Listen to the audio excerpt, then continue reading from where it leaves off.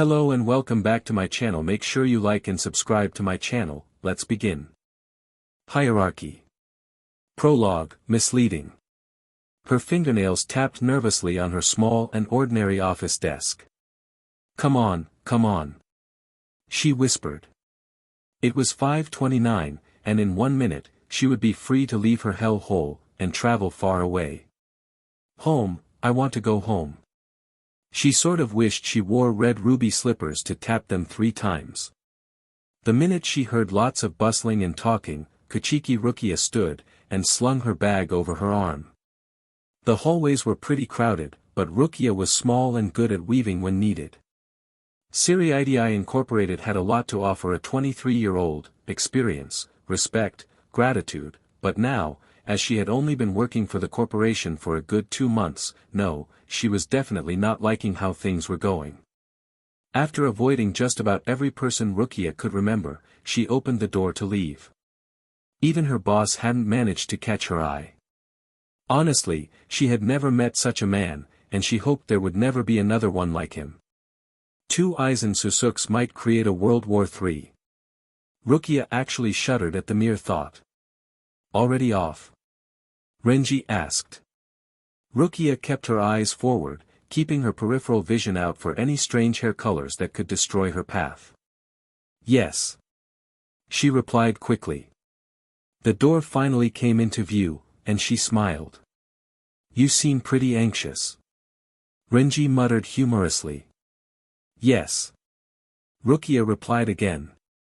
Renji didn't act too surprised either. Rukia always acted that way, in a rush.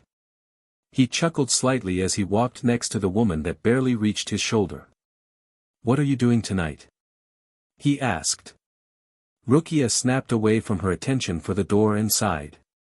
Stuff. She replied. Well look, I'm going to see this band tonight, and I have 2 tickets. Really Renji, I'm extremely busy. She didn't look at Renji's face, but she knew he wouldn't give up just yet. You're not busy, so stop lying to me. I would rather you say you don't like me than you're busy. Rukia rolled her eyes, looking ahead to see who blocked her from the doorway. Fine, I don't like you. Renji laughed a little, and sighed. You're hopeless, you know. Rukia smiled. I'm not hopeless, just not interested.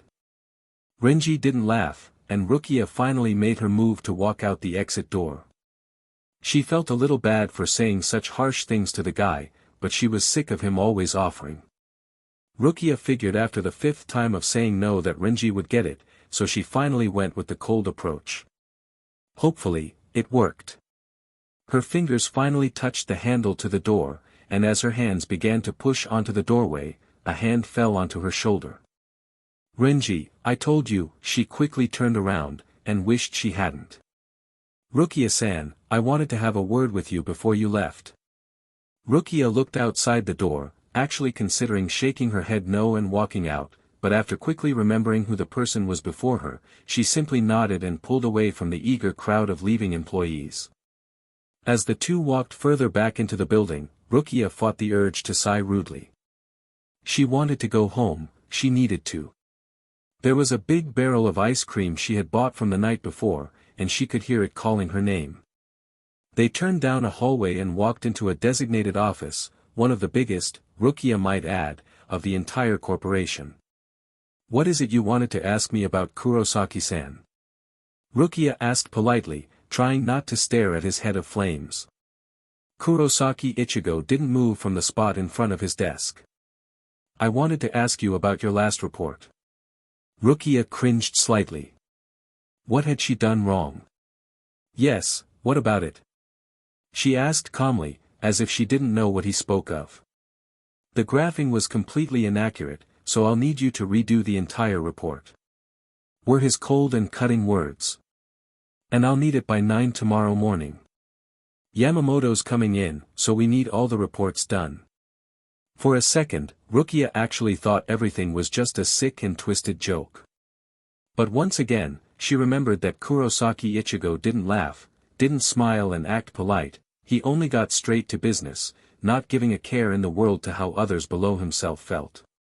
Of course Kurosaki-san, I'll have it here.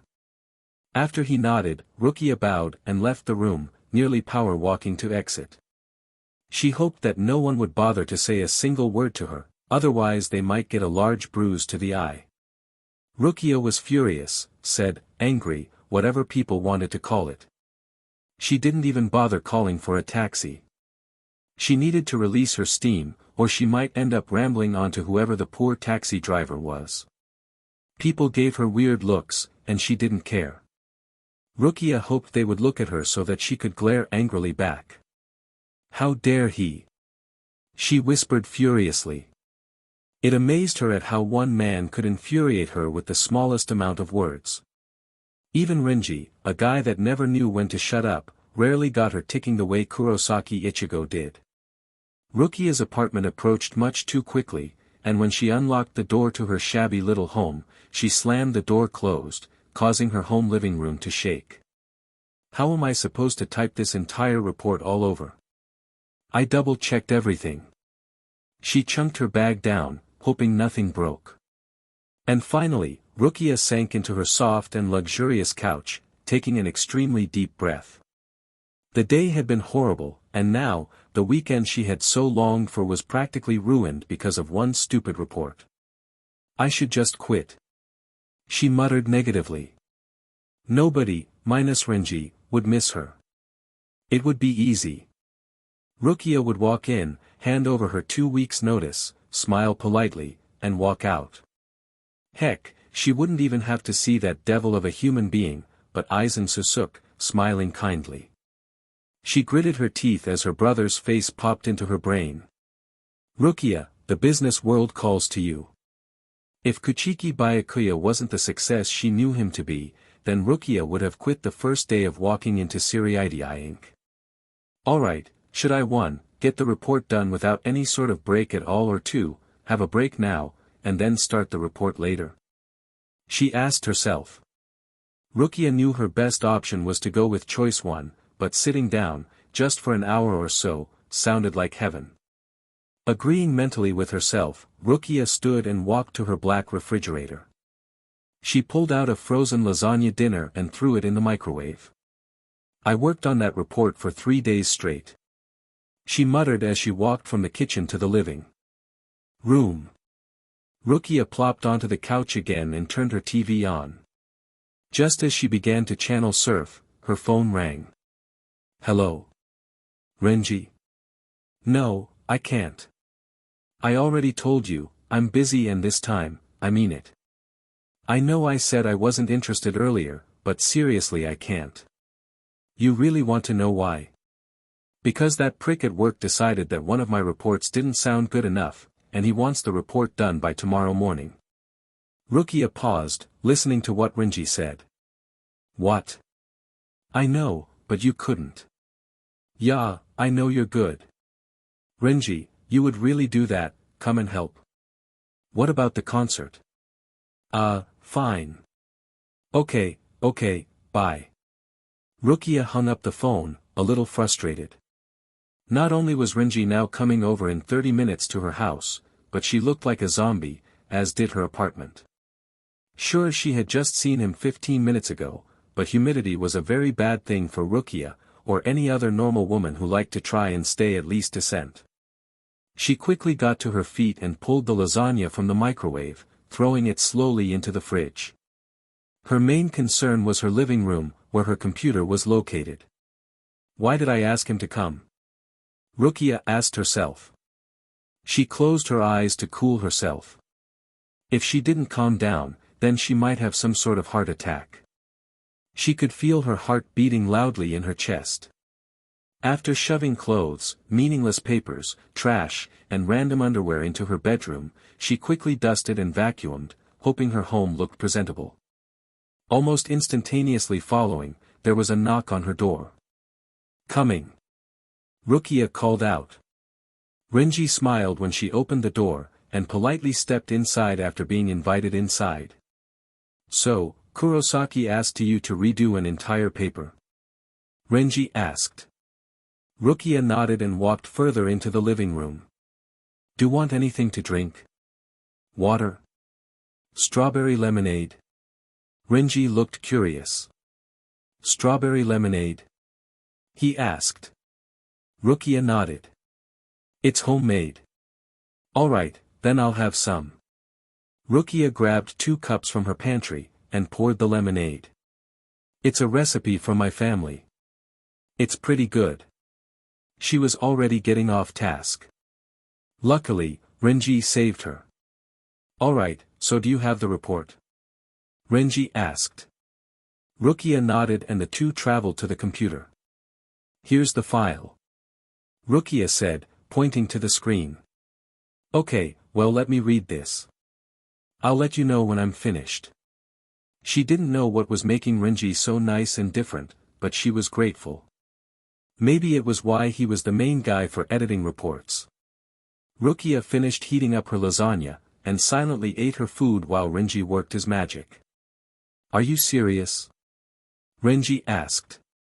Rukia stood from her couch and walked to her desk. What is it? Renji had reached the graphing part. He pointed to one of the numbers. You misplaced a comma for this number, and he wants you to redo everything. Renji asked mockingly. Rukia squinted hard at the page. Have you read through everything? Rukia asked. Yeah, and this is the only thing I see. Well, it's only been a few minutes, so you could have missed something. Rukia, I edit this kind of stuff all the time, I actually looked over this slower than usual. Rukia rolled her eyes. This report is fine. Just change the comma and it's perfect.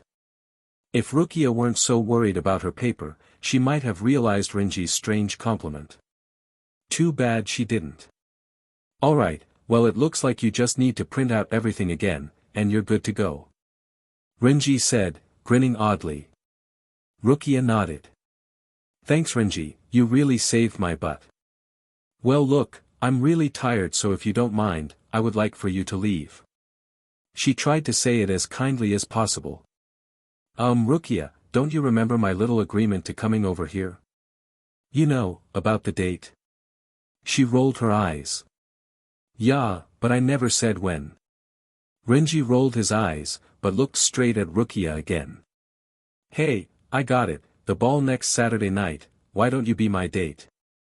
Rukia fought against the disgusted look on her face of bringing that up. The masquerade ball on New Year's Eve. She didn't give Renji a second chance to say anything as she pushed him out the door. How come you're so mean? He asked sarcastically. Hey, I just gave you some homemade lemonade, I don't do that for everyone. That's because nobody else comes over here.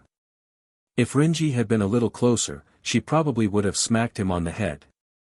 Talk to you later Renji, and thanks so much. I can now have a much less stressful night. Renji shrugged his shoulders. No problem, those kind of things just come naturally to me. She smiled, waved at him one last time, and shut the door. Rukia laughed a little bit, realizing how easy and simple her problem had been. She could now enjoy her night with her large bin of ice cream, and possibly sleep in a little late. She stomped her foot on the ground. Why does he need it by 9 tomorrow? She muttered.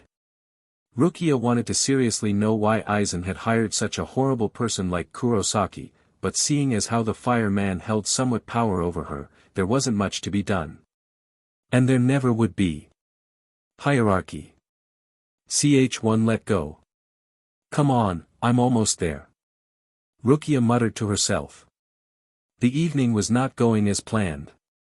Not only was she late, bloated, and having bad allergies, the weather outside was not on her side at the moment.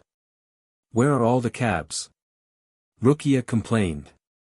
One hand held her purse, while the other held the end of her long train from her dress. She sloppily waved her purse hand up in the air when a taxi approached, and to her luck, it stopped. Rukia's immediate reaction to the taxi was the stench. She quickly pulled a finger to her nose as she sat down, hoping the driver wouldn't be paying attention. Rukia told the man where to go, and she was off to the masquerade ball. As she made her way towards her destination, she quickly looked over herself. The strapless dress she wore was a dark blue, tightening at the waist, and draping downwards to the floor, making her body appear a little curvier than it really was. Minus her jewelry to match, she had a green and blue mask to cover her eyes and hair, sort of creating a peacock look. The point of the masquerade ball was for everyone's appearance to be hidden. It was a weird tradition at IchiRuki Inc. So, as Rukia paid the taxi driver and began making her way to the very expensive banquet room at one of the most luxurious hotels in all of Karakura, she hoped she was dressed appropriately. Having never been to one of the ball, Rukia had been nervous as to how to dress, but several girls had given her the advice needed. And so, Rukia walked slowly and carefully into the fancy hotel, in the case that she wouldn't for some reason trip, which had a tendency to happen. Her eyes widened on instinct as she entered the most amazing room she had ever witnessed. Lights flashing everywhere, music playing, dancing, beautiful paintings. Rukia really felt like she was in another world.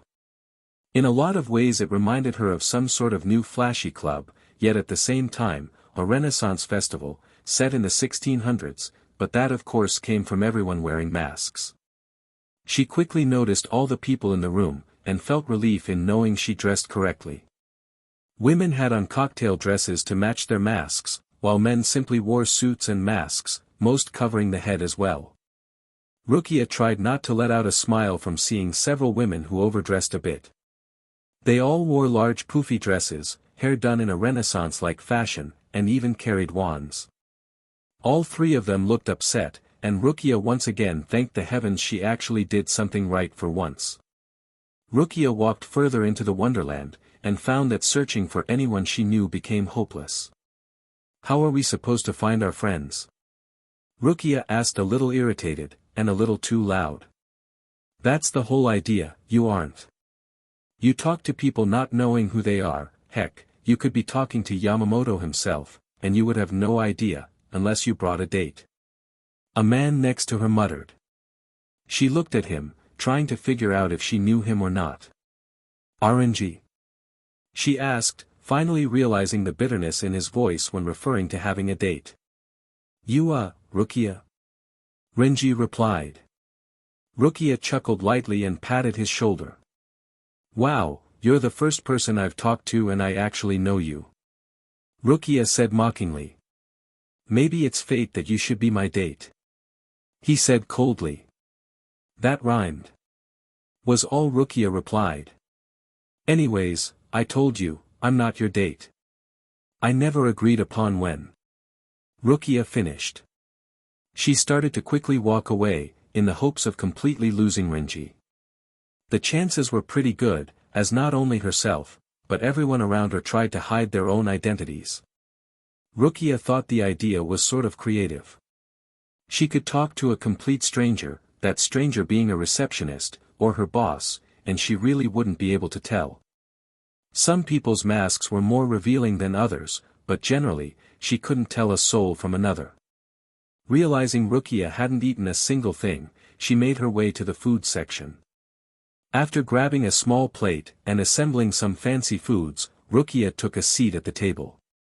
The music was really blaring, and she looked at her watch. It's only 9 o'clock.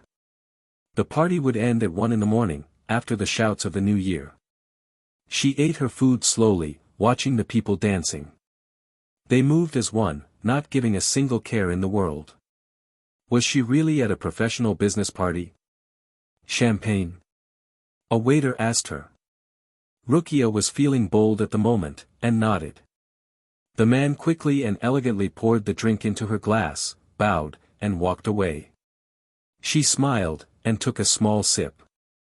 Rukia hardly ever drank, even something like champagne or wine, but it wasn't too strong of a drink, so she figured she would go for it. A few hours passed, and Rukia only sat at her small table, just enjoying hearing the music. She never really got the urge to stand up and go talk to people. Rukia, after all, wasn't one to be greatly social and outgoing. A man eventually sat down at her table, looking rather wasted. Rukia, being the overcautious girl she was, watched his every move, hoping her mask hit her eyes well enough. So, you came alone? The man asked. Rukia, not liking the way he sat, shook her head.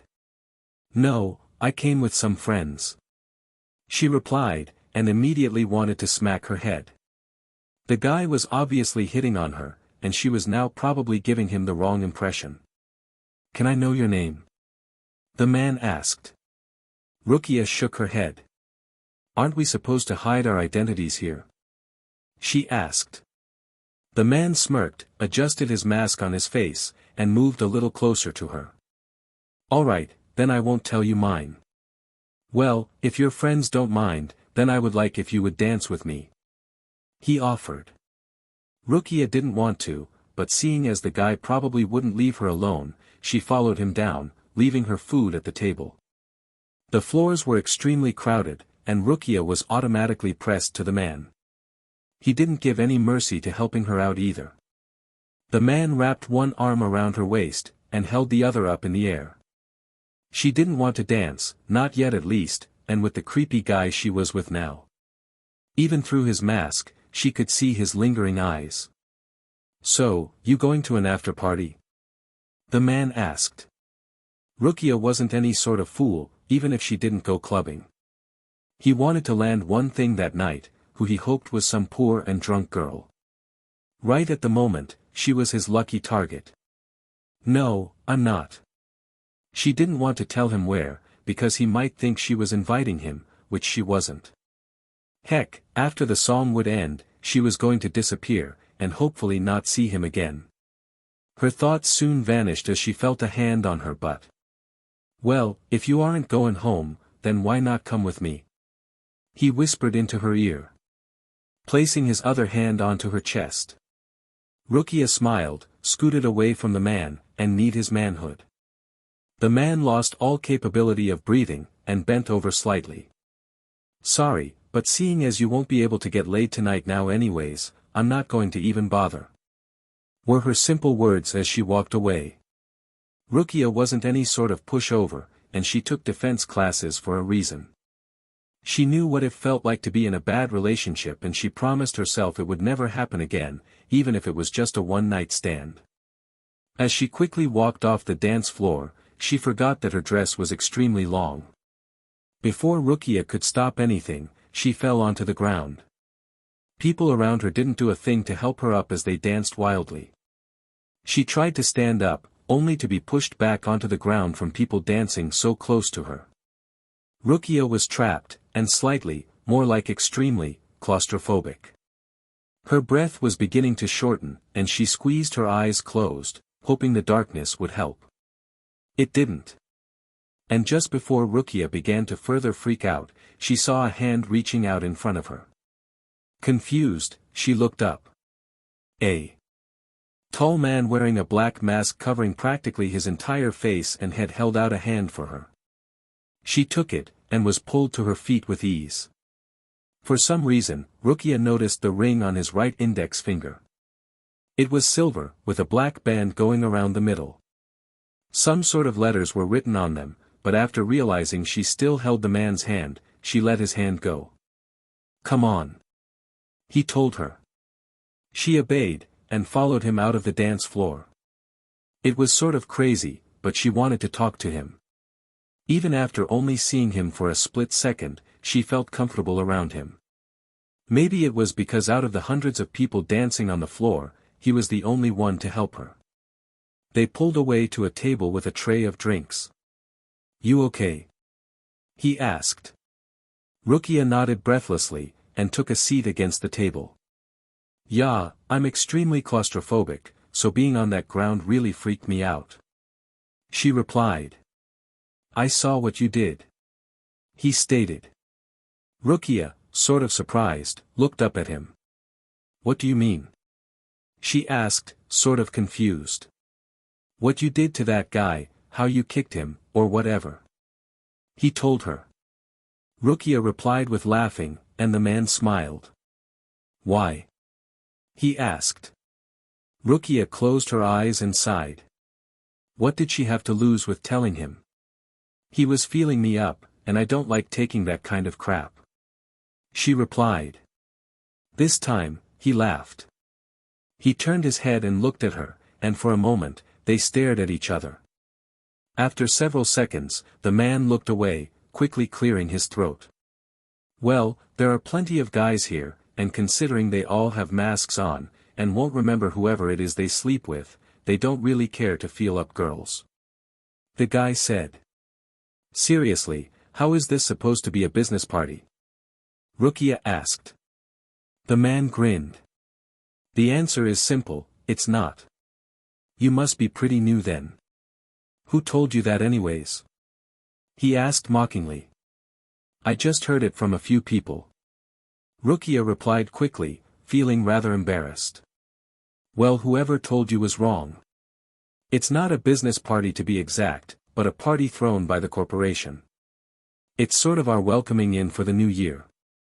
Yamamoto may be old, but even he likes all the employees to at least once feel a little stress-free, hence the whole hide your identity with masks theme.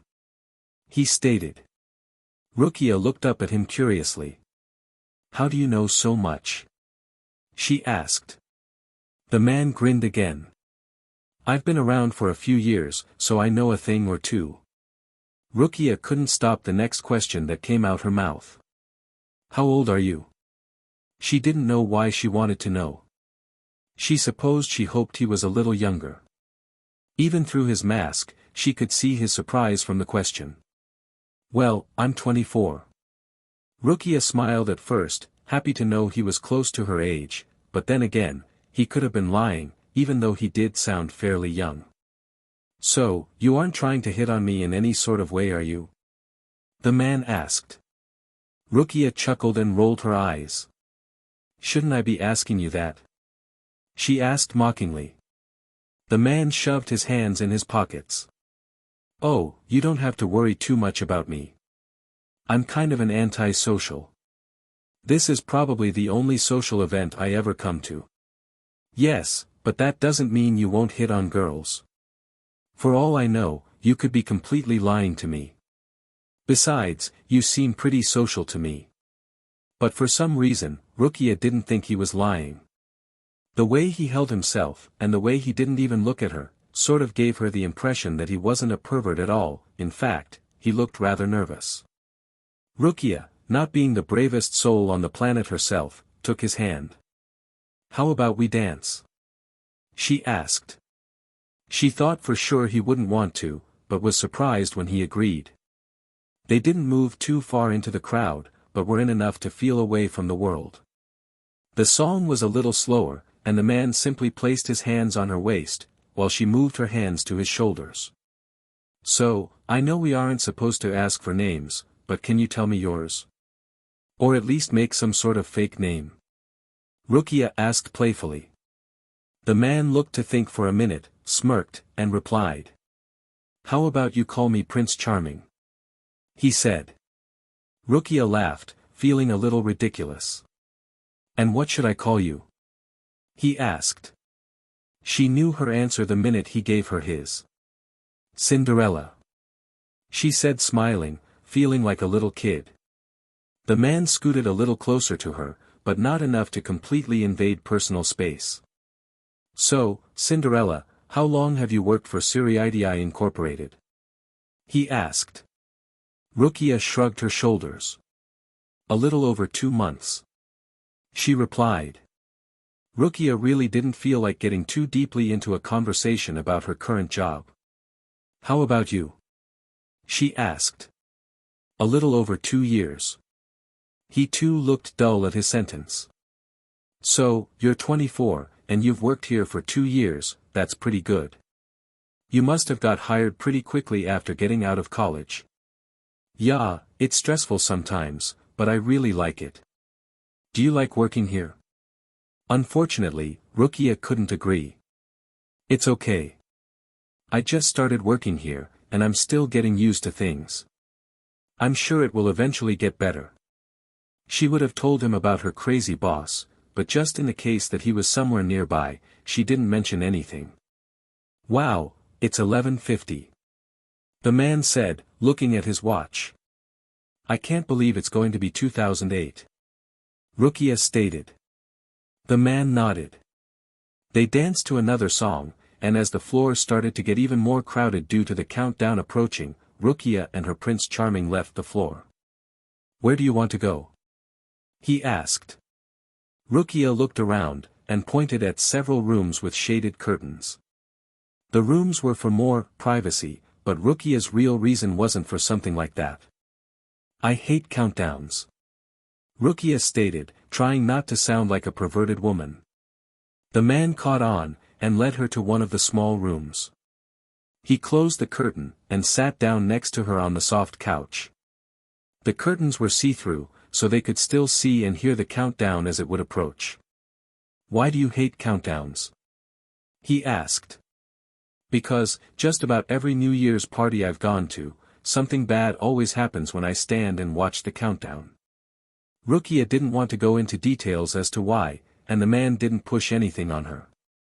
"Well, maybe this New Year's will actually be a good one," he said smiling.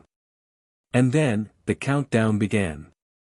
58, 57, 56, Rukia could hear the large crowd outside shouting out the numbers to the time. She looked back at her Prince Charming, to see his face much closer than before. Even if the only thing she could see were his lips and chin, she felt like she already knew him. 19, 18, 17, the crowd continued to cry, but the shouting started to quickly die down as she focused more and more on the person in front of her.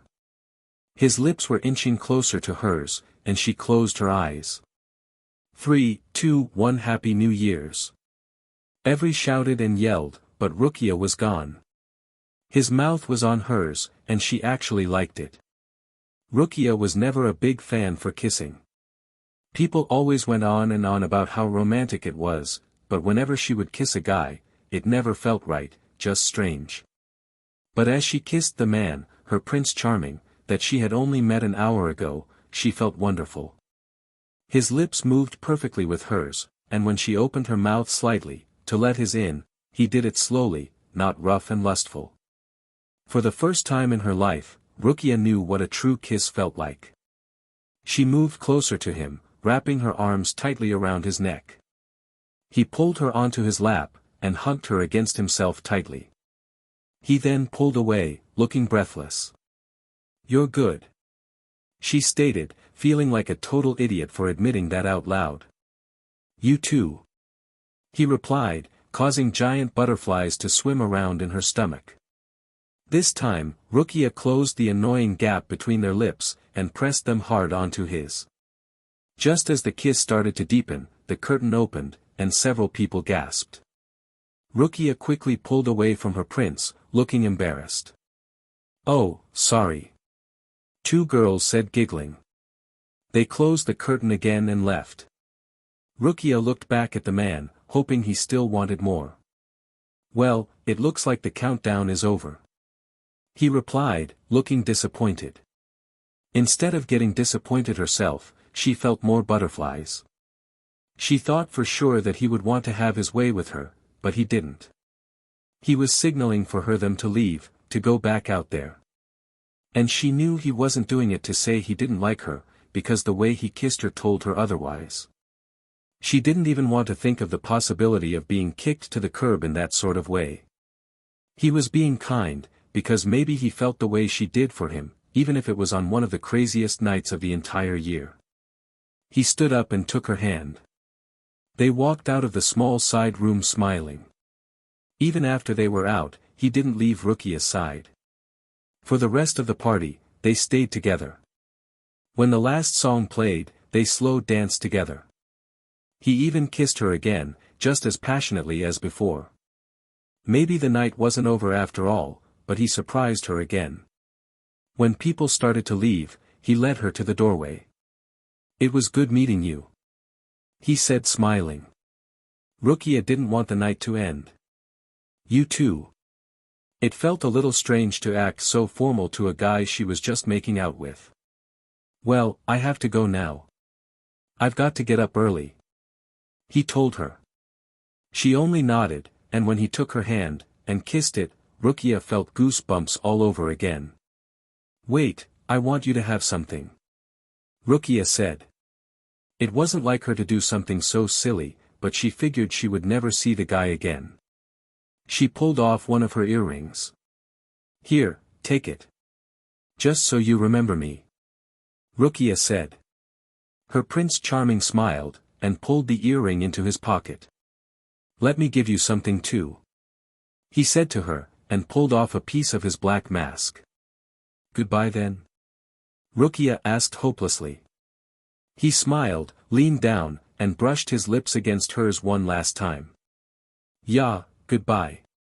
It was all just too good to be true, and as Rukia watched him walk away, she almost ran after him. Instead, she turned around in the opposite direction, and called for a taxi. When she reached her home, she closed the door to her apartment and leaned against it, beaming. "I think this might have been the best night of my life, even if it was for an hour." Rukia never thought she could feel that happy and carefree. She really liked it, and she hoped that upon some miracle, that she would somehow meet her Prince Charming again. IchiRuki. Ch2 homesick. "Hey Rukia, what are you up to?" Renji asked her, stopping by her office. "Just filing some papers, the usual, and you?" she asked him. Renji looked surprised by her enthusiasm to talk to him, and responded with a grin. "Just editing reports, and taking these to Kurosaki-san's office. He wants to look over all these papers." Rukia rolled her eyes. She was in a good mood, and hearing anything about her boss might have ruined it. "You've been really happy lately, why is that?" Renji asked, apparently noticing her smile. "I don't know what you're talking about," she replied as she turned away from him, pretending to look at a file. "Well hey, don't forget you owe me a date," Renji muttered. Rukia laughed. "Okay, well it probably won't be for a good 10 years or so," she replied. "What if you're married by then?" Renji asked. Rukia shrugged her shoulders. "Then I guess you won't get to go on a date with me." Before the guy could respond, Rukia began to close her office door. "Oh Rukia, wait." She opened the door slightly again and watched as Renji set down the papers in his hands. "Hold on, I got it right here," he said as he dug his hand in his pocket. When his hand came out, there was a small card. "Happy birthday Rukia." Taken by surprise, Rukia took the card, smiling. "RNG, how did you know?" "I haven't told anyone," she said, still smiling. "I stumbled upon some of your work files, and I saw your birth date." Rukia sighed. "You're such a stalker," she said giggling. Renji rolled his eyes. "Well, I hope you like it. I'll see you later then." Renji waved at her, picked up his stack of papers, and walked away. It had been several weeks since the masquerade ball, and every day, Rukia had been in a fantastic mood. Not only that, but things were starting to get better. Her work was getting done at a faster rate, she was beginning to talk to more employees around her, and probably the best of all, was that her boss, Kurosaki-san, had been gone for the past 2 weeks. But even knowing that he was now back, and might come into her office at any second to PSS her off, she still felt happiness. Rukia opened her small card from Renji. There was a gift card to a cafe near her apartment, and she only smiled more. Maybe she should give Renji a chance. On second thought, nah, she whispered to herself. Renji was a great friend to her, but it was sort of a turn-off when just about every conversation they had was an argument about her going on a date with him. When 5:30 rolled around, Rukia was one of the first out of the large building. Nothing, not even having to rewrite an entire report, could stop her from getting home. Her sister, his Anna, was coming into town to see her for her birthday, actually, for their birthday, and she was ecstatically thrilled. She hadn't seen his Anna in several months, and it had been hard on her. His Anna was her best friend, her everything, and she really missed her. "Okay, so I'm meeting her at Kubo's restaurant at 6, so I need to hurry," she said to herself as she walked into her house. Kubo's restaurant was a pretty nice place located right outside the city, so she would have to get ready, and fast. The ride down to the restaurant went by quickly. Rukia decided to dress up a little and wear her new dress she bought a few weeks ago. It was sort of a present to herself. "Your name?" the hostess asked. "Kuchiki Rukia." The hostess paused. "Wait, didn't you already come in here?" she asked. Rukia chuckled lightly. "No, that was my sister, Hisana." The hostess looked at her list again, and nodded. "Is she your twin or something?" the hostess asked politely. "Yeah, she is." The hostess guided Rukia to her table, and Rukia grinned from ear to ear when she saw her sister stand up to greet her. "Rukia! I've missed you so much." Hisana cried as she hugged her younger by 6 minutes sister tightly. "I've missed you too. And happy birthday." Rukia replied. "Same goes to you." They both laughed and took a seat. "Ladies, can I start you off with something to drink?" the waiter asked. "Water please," Hisana said quickly. The waiter wrote down her order and turned to Rukia. "How about strawberry lemonade?" Rukia replied. "All right ladies, I'll be right back with your drinks." The waiter walked away afterwards, leaving Rukia and Hisana to talk. "You're still obsessed with strawberry lemonade, I see," Hisana said grinning. Rukia rolled her eyes. "Of course I am. And why are you drinking water? Don't you usually get soda or something?" Rukia stated. Hisana looked uneasy. "Yeah, about that. I went to the doctor, and it seems my health isn't too great at the moment, so I can only drink water or juice for the time being," Hisana said sadly. Rukia frowned. "Well, enough about that, how the heck have you been?" Hisana asked. Rukia smiled, still worried about her sister. "Hisana never got sick. Just working and everything.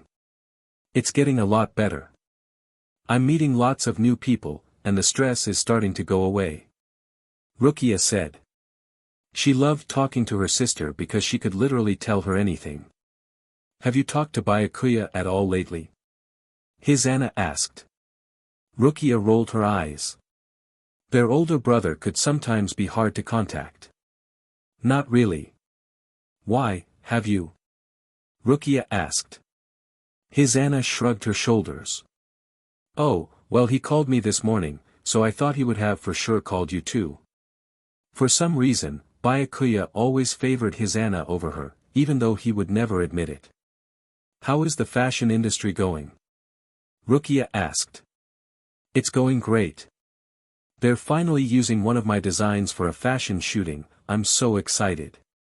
Hisana went to say more, but the waiter came up with their drinks. "Here you go ladies, are you ready to order?" the waiter asked. Hisana and Rukia nodded and ordered their food. "Rukia, you're actually ordering a salad? I thought you hated them." Hisana asked, looking shocked. Rukia shook her head. "I do, but I came here a few months ago and ordered this, it's really good," Rukia replied. Hisana sighed and took a small sip of her water. "Anyways, yes, things are going great. I'm just so glad I finally got to come see you. It's been what, 3 months?" Hisana asked. "Yep, just about." "Oh, and before I forget," Rukia paused, grabbed her purse, and pulled out a small box and card.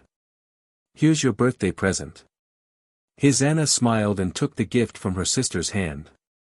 "What on earth did you get me?" Hisana asked playfully. She read the card and finally opened the gift. "Oh Rukia, it's so pretty." Hisana cried as she pulled the necklace out of the box. Rukia knew Hisana's taste in jewelry better than anyone on the planet. The necklace was simple with a silver chain. Around the chain were dark blue stones. "I just bought a dress in Paris and I had a hard time finding jewelry for it. This will match perfectly." Hisana cried again. Rukia loved seeing her sister smile the way she did. "Alright, well, let me get out your gift." Hisana picked up a huge present from underneath the table. Rukia took the box eagerly and started pulling at the ribbon that held the box together. She took the lid off, and unfolded the tissue paper. Rukia gasped loudly. The dress, in that magazine. You got it for me? Rukia asked, completely shocked. Hisana smiled. Of course I did. It's original work too. Only about 4 or 5 of the dresses have been made in the entire world. Hisana replied. If Rukia weren't at such a fancy restaurant, she would have walked over to her sister and hugged her. How did you know I wanted this? Rukia asked. The same way you knew how to pick my jewelry. You're my twin, and I more than anyone know what looks good on you. Rukia took a good look at her sister, and noticed her skin seemed paler than usual. She didn't want Hisana to be worried about how she looked all night, so she continued to smile and talk. Rukia, I have a question. Hisana looked suspicious about something. Yeah, what? Rukia asked. Well, I remember you sending me an email about some ball or party for your work. How did that go? Rukia grinned widely, and started laughing. It went pretty well. Hisana didn't look satisfied with her answer. Why are you smiling like that? Did you meet someone or something? Hisana asked, looking extremely interested. Rukia supposed she could tell her sister of all people. Kind of, in a way. Rukia replied. Hisana looked confused. What do you mean? She asked. It's kind of a long story, but I'll tell you. Hisana nodded and waited for Rukia to continue. Well, the party was a masquerade ball, you know, where everyone wears a mask as to hide who they really are. Don't ask why, it's just a tradition they have every year. Rukia paused, only to see her sister encourage her on. Okay, well I met this guy there. I was trying to get off the dance floor when I tripped over my dress, and he helped me up. I talked to him for a little while, and even though I couldn't see his face, I could tell he was cute. Anything else happen? Hisana hinted. Rukia chuckled. Yes, but not much. Hisana laughed. What do you mean by that? She asked. The waiter brought their food and set it on the table. After making sure Rukia and Hisana didn't need anything else, the waiter walked away. See? Doesn't this look good, Hisana? Rukia asked, pointing to her salad. Hisana didn't even glance down at her plate. Stop avoiding the subject. Rukia smiled. Fine, fine. I kissed him. Okay, well more like made out with him. Rukia admitted. Hisana gasped. Rukia, that is so not like you. Where? At the party? In front of everyone? Hisana asked. Rukia quickly shook her head. No, they had these little privacy rooms you could go into, and you know I hate countdowns. So he came in there with me, and while everyone cheered for the new year, we kissed. Rukia felt embarrassed for actually saying it out loud, even if it was to Hisana. Wow, Rukia, you must have really liked him. Did he tell you his name or anything? Hisana asked. Rukia smiled. You aren't supposed to say your names at the party, so we made up nicknames for each other. He was Prince Charming, and I was Cinderella. Hisana looked about ready to bust into laughter. How old are you again, Rukia? Hisana asked sarcastically. It was just a party, and I couldn't see his face. It was fun. Rukia replied. Hisana took a bite of her food. Do you regret it? Hisana asked. Rukia knew what she meant. No, I don't. In fact, I kind of want to try and find him somehow. Hisana shook her head. Be careful with that one. You might not regret it now, but if you find him again, it could be extremely awkward, considering the kind of party you were at and everything, and besides, you have no idea who he was. So what, I don't think it will be that big of a deal. I mean, I didn't recognize his voice or anything, so why would it be awkward? Rukia asked. His Anna shrugged her shoulders. I'm just warning you is all. It's not like I have a lot of experience in the area, but I have friends that have gone through the same kind of thing. Oh yeah, your model friends that wear a size 0. They could probably get any guy they wanted to with just one look. Rukia muttered. His Anna laughed. Actually, that's not true. They're all sticks, when most guys like girls with a little more curves. Plus, most of the models are taller than a lot of guys. Rukia laughed. Our height is something we'll never have to worry about. Rukia replied bitterly. Well anyways, I'm glad you had a good time at the ball. It sounded like fun. His Anna stated. They continued to eat their dinner for the rest of the time, talking to one another in the process. When 8 o'clock rolled around, they split their bill and headed out to leave. Well look, I really wish I could stay, but I have a shoot to attend early in the morning, and I can't be late. His Anna said, looking at her watch. I understand. I'm just glad you at least took the decency to come all the way out here. Rukia replied, mentally cursing her rude brother. He never came to see her, not that she wanted him to do it too often. Well listen, try to stay healthy okay? Rukia asked. His Anna nodded chuckling and hugged her sister tightly. Rukia couldn't believe she didn't notice it before. His Anna was extremely thin. Even after hugging her, she could see how bony she looked. You take care, and have fun finding your Prince Charming. I love you. His Anna yelled as she called for a taxi. Love you too. Rukia waved back and watched as his sister drove away in the taxi. She felt a little worried for her sister, and truly hoped she was okay. Immediately following, Rukia called for a taxi and made her way to her apartment. She felt both happy and a little gloomy about seeing her sister.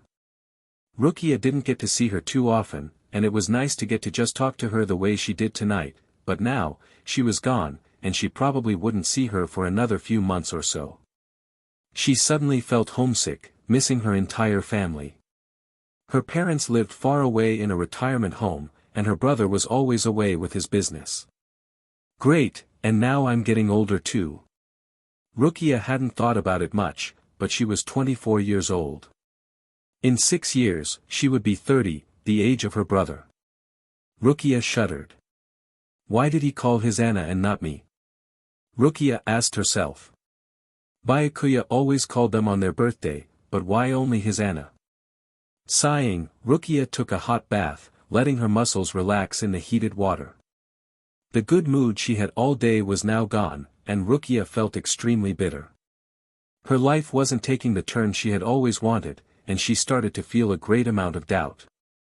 When she finished taking a bath, she got ready to go to bed. It was 9:30, and she was exhausted. Oh right, there's a meeting in the morning. Erg. Rukia whined. Just as she pulled the blanket over her body, her phone rang. Who the heck is calling me right now? She looked at her phone, and smiled. Hello. Hey Byakuya.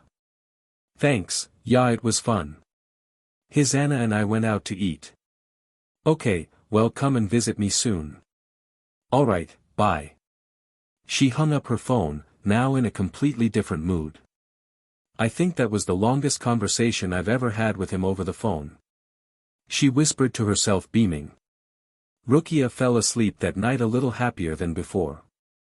She really did miss her cold and emotionless brother, and she was glad to know that he was still alive and breathing. Sometimes it felt like he didn't even exist anymore. The next morning, Rukia got ready in a rush. Her alarm didn't go off when it was supposed to, so she had 15 minutes to get from her apartment to her office, which was basically impossible. She rushed out of her apartment and made her way outside. To her luck, a taxi pulled up at the perfect time. When she pulled up to the building, Rukia threw money at the driver, and rushed quickly up the stairs. Come on, I have 5 minutes. Rukia whispered to herself. She knew she probably looked horrible, considering she barely combed through her hair. She didn't know what she would do if she actually wore makeup. When she turned a corner, something shiny caught her eye. What is that? It looked like some sort of earring. Curiosity got the better of her, and she approached the small object quickly. She was shocked to find out what it really was. Is this his ring? She thought, picking the small object up. Rukia examined the ring thoroughly. It looked just like the ring her Prince Charming wore the night of the ball. She even noticed the weird letters from before. This has to be his ring. It must be a sign. Rukia thought. All she had to do now was give the ring back to the rightful owner, and she would find him. It wasn't like she got an amazing look at the ring at the ball, but she had never really seen anything like it, and it also gave her a hope that perhaps her Prince Charming was much closer than she thought. Great, I'm going to be late. She nearly shouted as she dashed to the office, shoving the small ring in her pocket.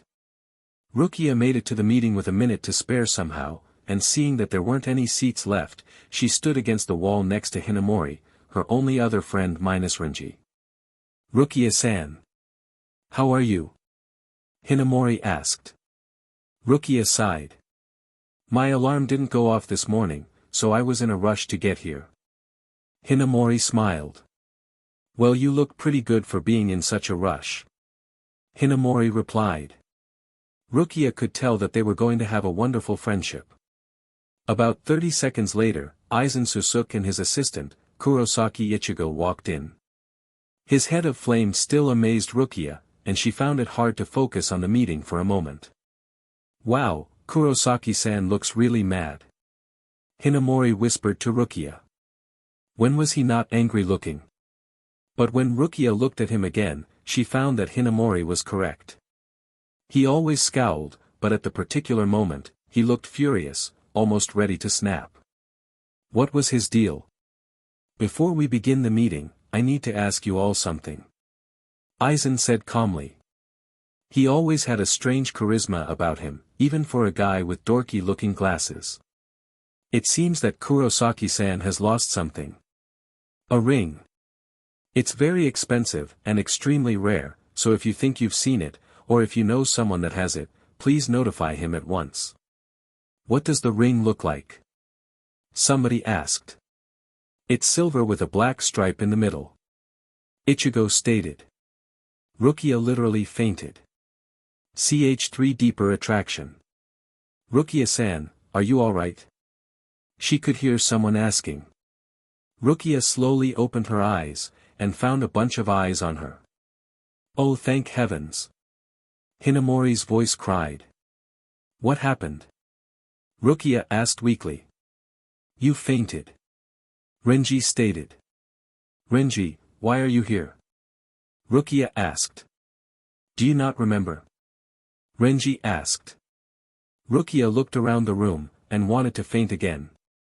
Everyone in the office was staring at her. Are you alright, Kachiki-san? Came the sweet voice of Aizen. Hinamori and Renji slowly helped her up. Yes, I'm sorry. I didn't eat anything this morning, so I just got a little lightheaded. Rukia lied. How long have I been out? Rukia asked Hinamori. About 7 minutes. 7 minutes. Forget fainting, Rukia completely passed out. But why? I guess we don't need to call the ambulance anymore then. Renji muttered, rubbing his head. And then it hit her, much harder than she wanted. Her hand instinctively went to her pocket, where she had found the ring. Kurosaki Ichigo's ring. She felt the heated feeling all over again, and leaned against the wall for support. It's impossible, just impossible. Rukia whispered to herself. What's impossible, Rukia-san? Hinamori asked. Rukia looked up, smiled, and took a seat somebody offered her. The meeting soon followed, and people eventually stopped staring at Rukia. None of the information she was given processed into her head, because her mind was elsewhere. The ring could just be a look-alike. She said to herself.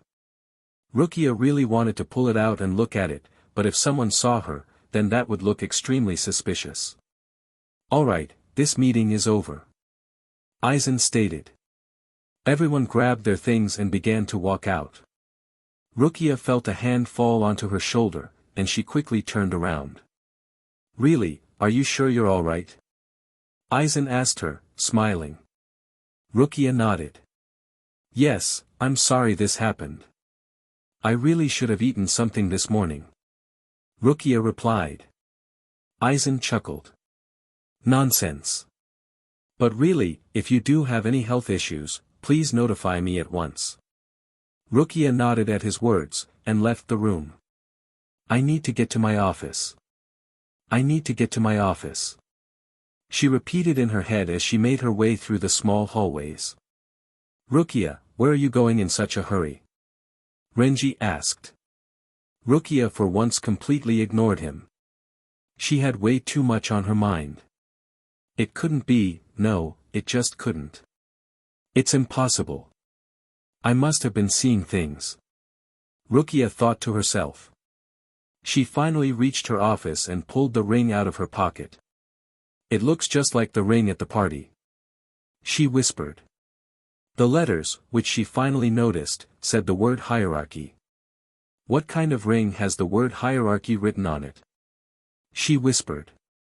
Rukia sat down on a chair before she fainted again.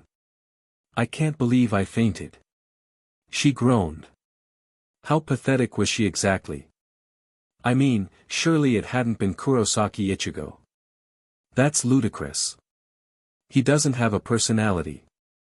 Maybe someone borrowed the ring from him, or maybe the man I met at the party just had on a similar ring.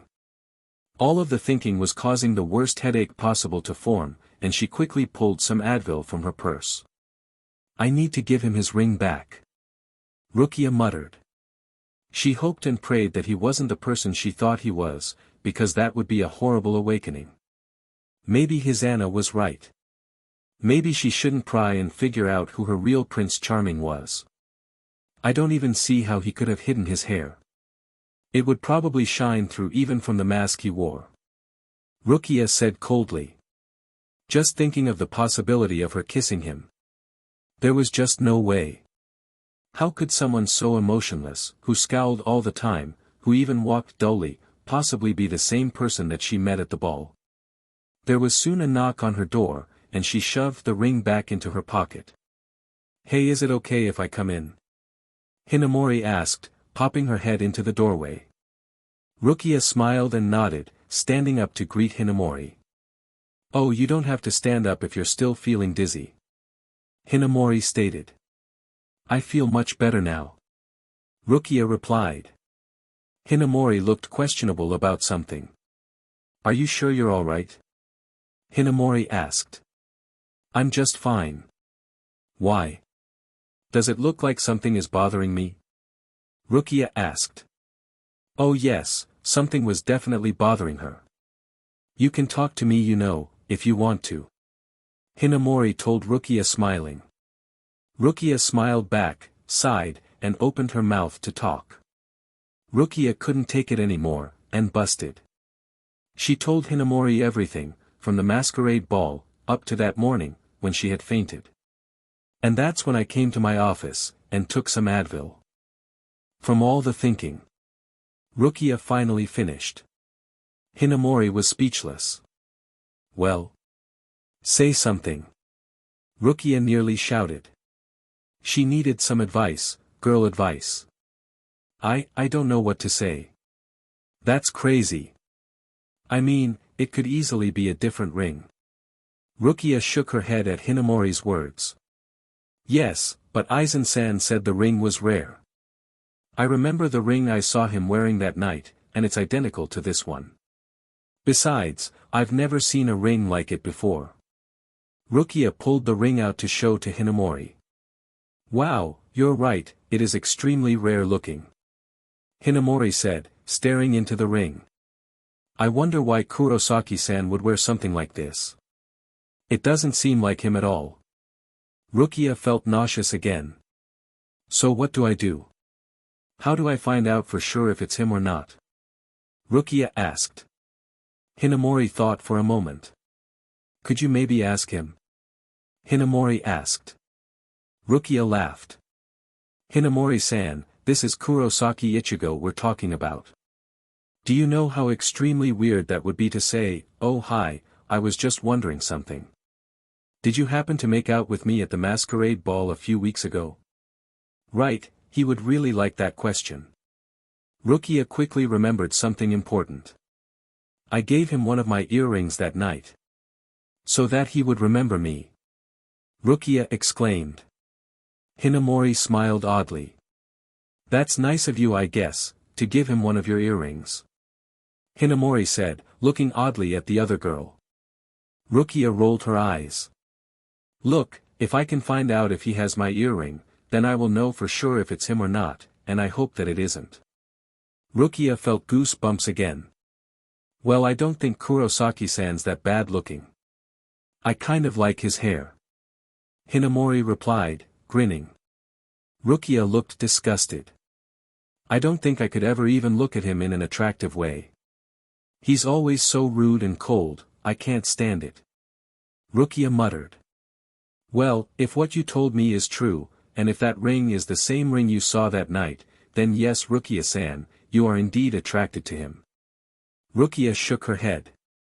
No, because even if it is him, I didn't see his face that night. So therefore I am not. Hinamori smiled. You know, I think sometimes attraction is more than just appearance, but also about how comfortable you are around the person. Kind of like a deeper attraction or something. We're getting off subject here. If we can find my earring, located around him, then I will know for sure. Rukia said bravely. We can start by looking in his office. Hinamori said. Rukia wanted to cry. How are we going to get into his office? I don't know, but how about we not worry about it right now, and get back to our jobs? Hinamori asked. Rukia groaned a little, realizing that about 15 minutes had passed, and she had accomplished absolutely nothing. Well, I better get going, but for now, just give him his ring back. Hinamori told her as she said her goodbye. When the door closed, Rukia slumped into her chair and turned her computer on. The past few weeks had been really good, but now, they were starting to get dark and gloomy, just like before. The day dragged on rather slowly, and when Rukia finally got a break, she walked to Kurosaki Ichigo's office, nearly afraid for her life.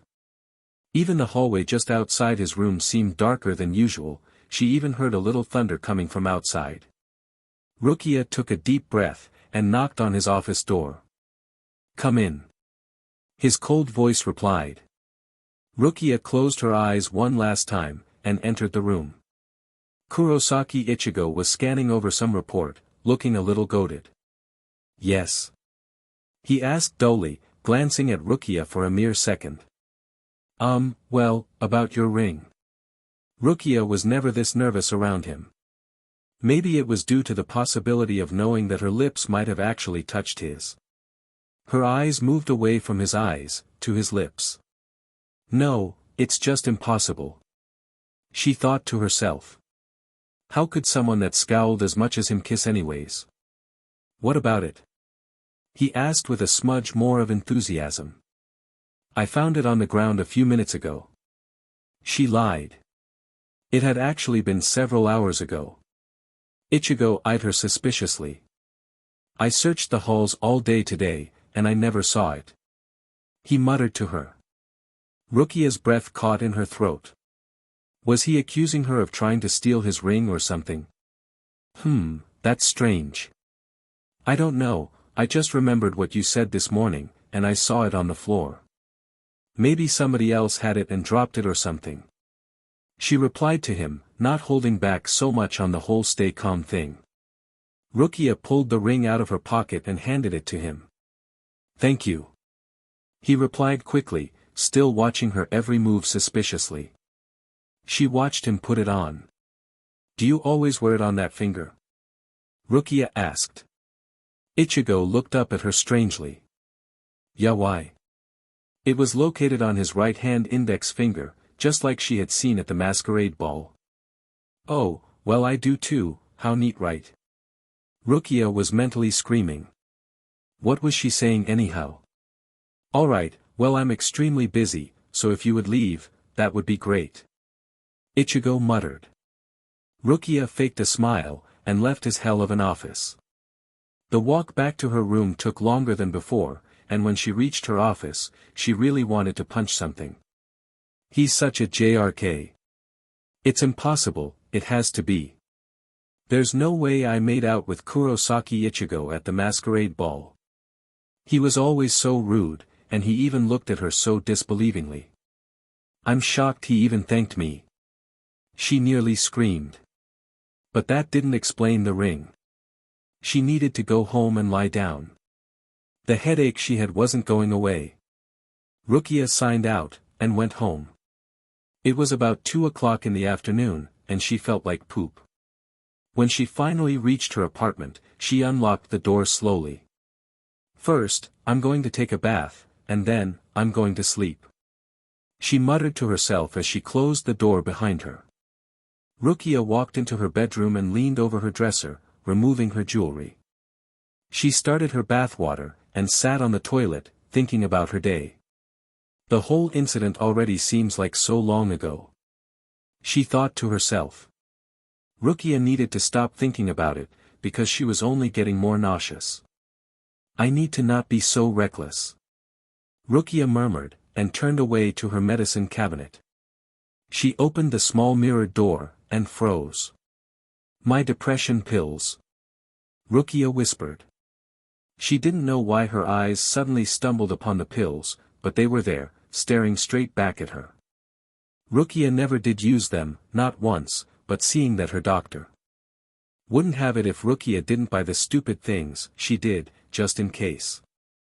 She closed her eyes and took a deep breath before pictures of her ex-boyfriend, Grimjow, could float into her already clouded mind. It's over, he can't get to me again.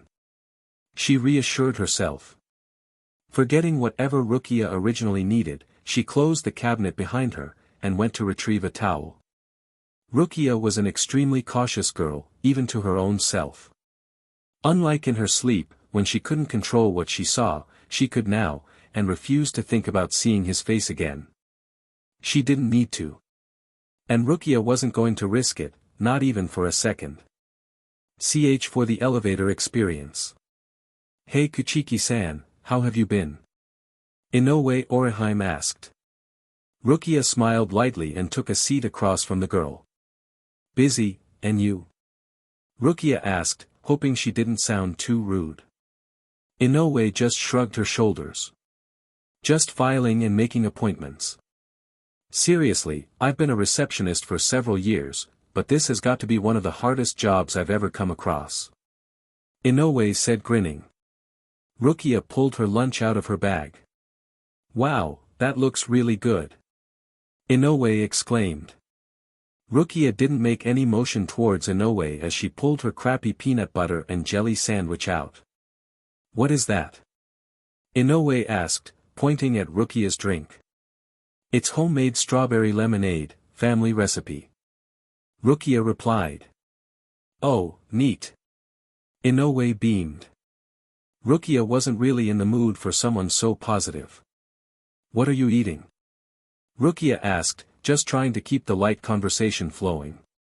She needed something to keep her mind at ease, and talking to Inoue was helping, a little. Bean paste with honey syrup. It's so good when you put it on wheat bread. Inoue stated, smiling proudly.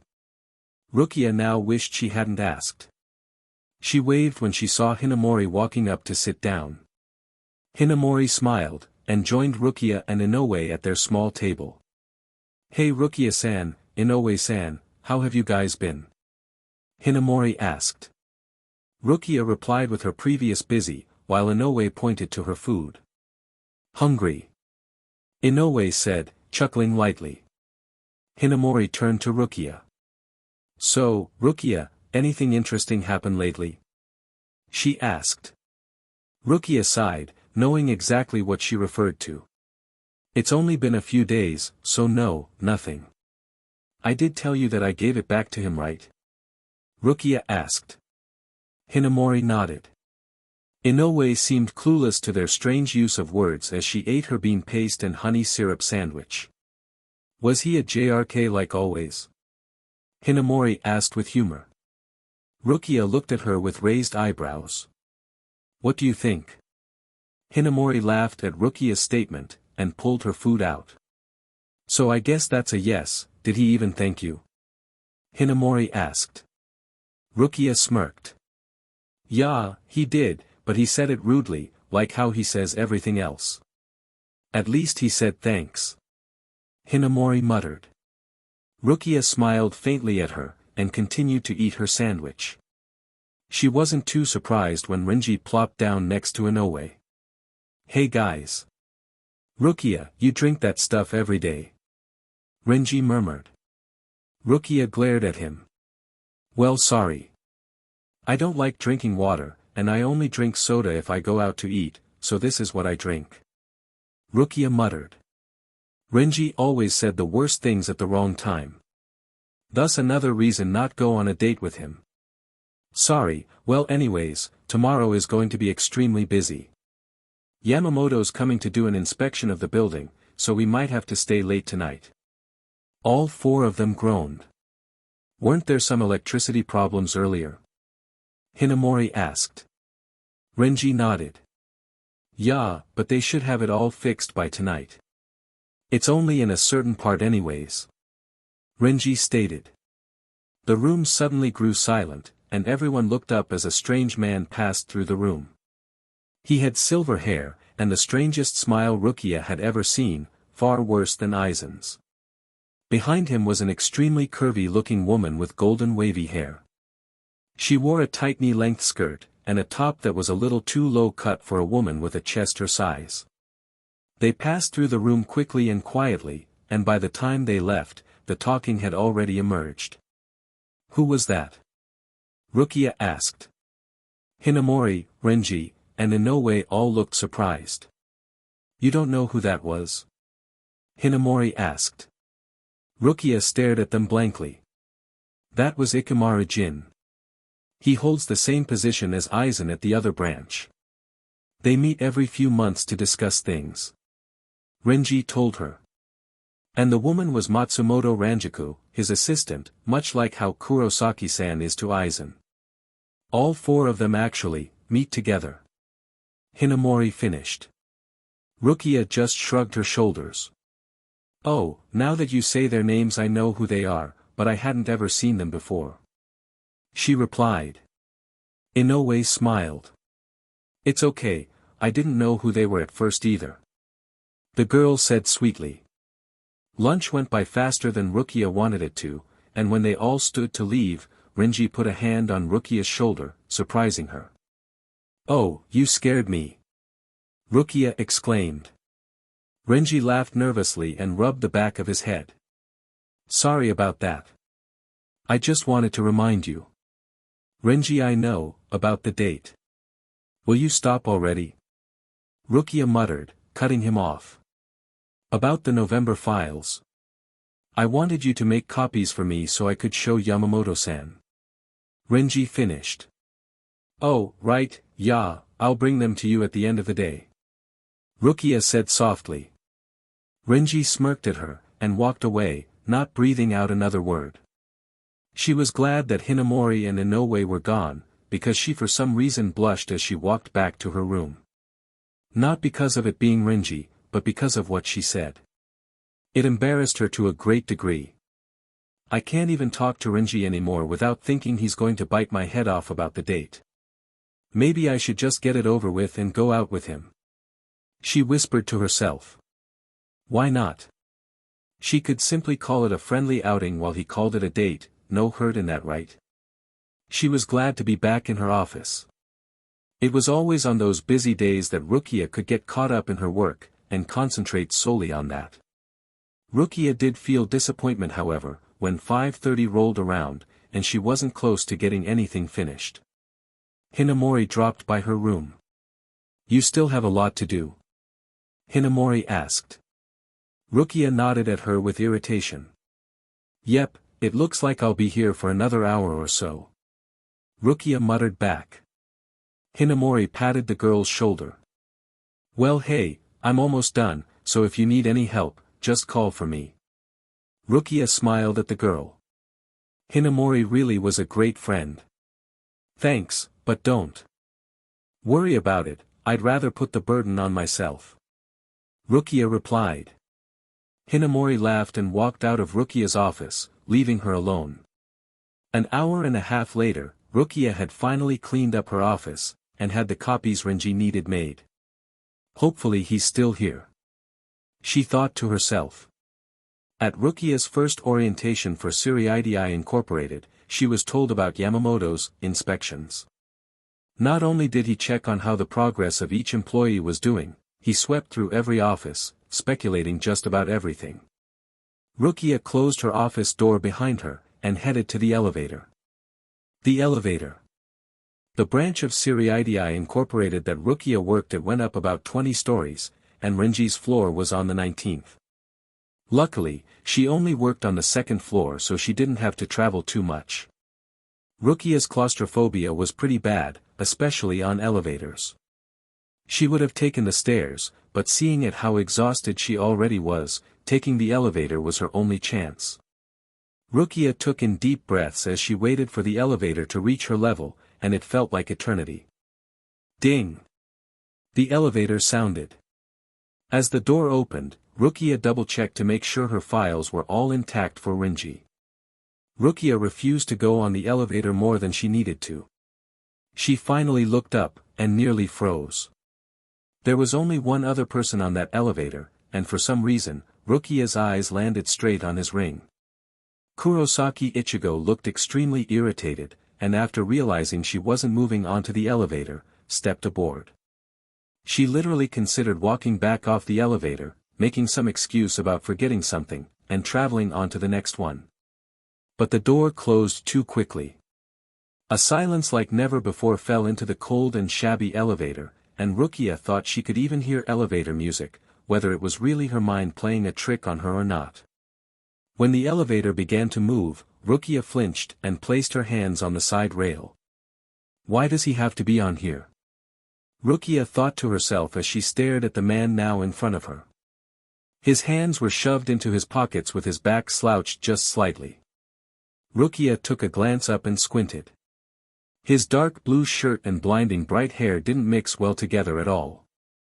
Suddenly, with one ridiculous jolt, the lights to the elevator went out, and the strange tugging feeling a person felt when moving on an elevator stopped. On instinct, Rukia screamed. Not only was she claustrophobic, but terrified of pitch blackness. When she heard deep breathing next to her, she remembered that she wasn't alone. What happened? Rukia whispered. Don't know. Looks like the electricity went out right here. Ichigo told her. She was glad he couldn't see her. Rukia's face held surprise and she knew it. Did he really actually sound like a normal human being?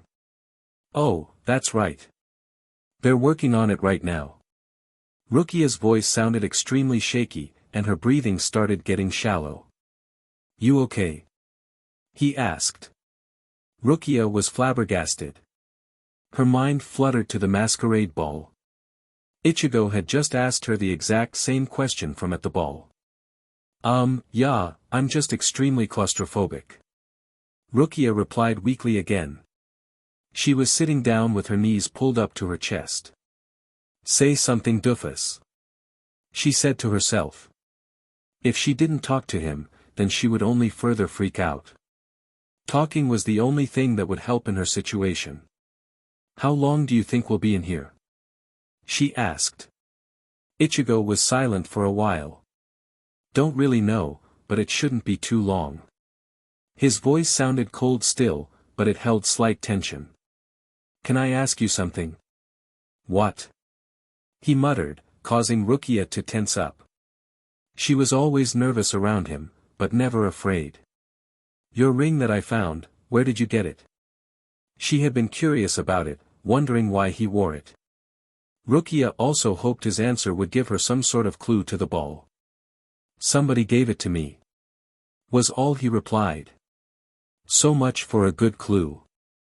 Rukia tried standing up, which was a big mistake. The elevator jolted right as she stood and she flew back onto the ground, bringing the only other person down with her. Sorry. Rukia whispered, finding it hard to get off of him considering she couldn't see a thing. She got a grip on his shoulders, and tried pushing herself off.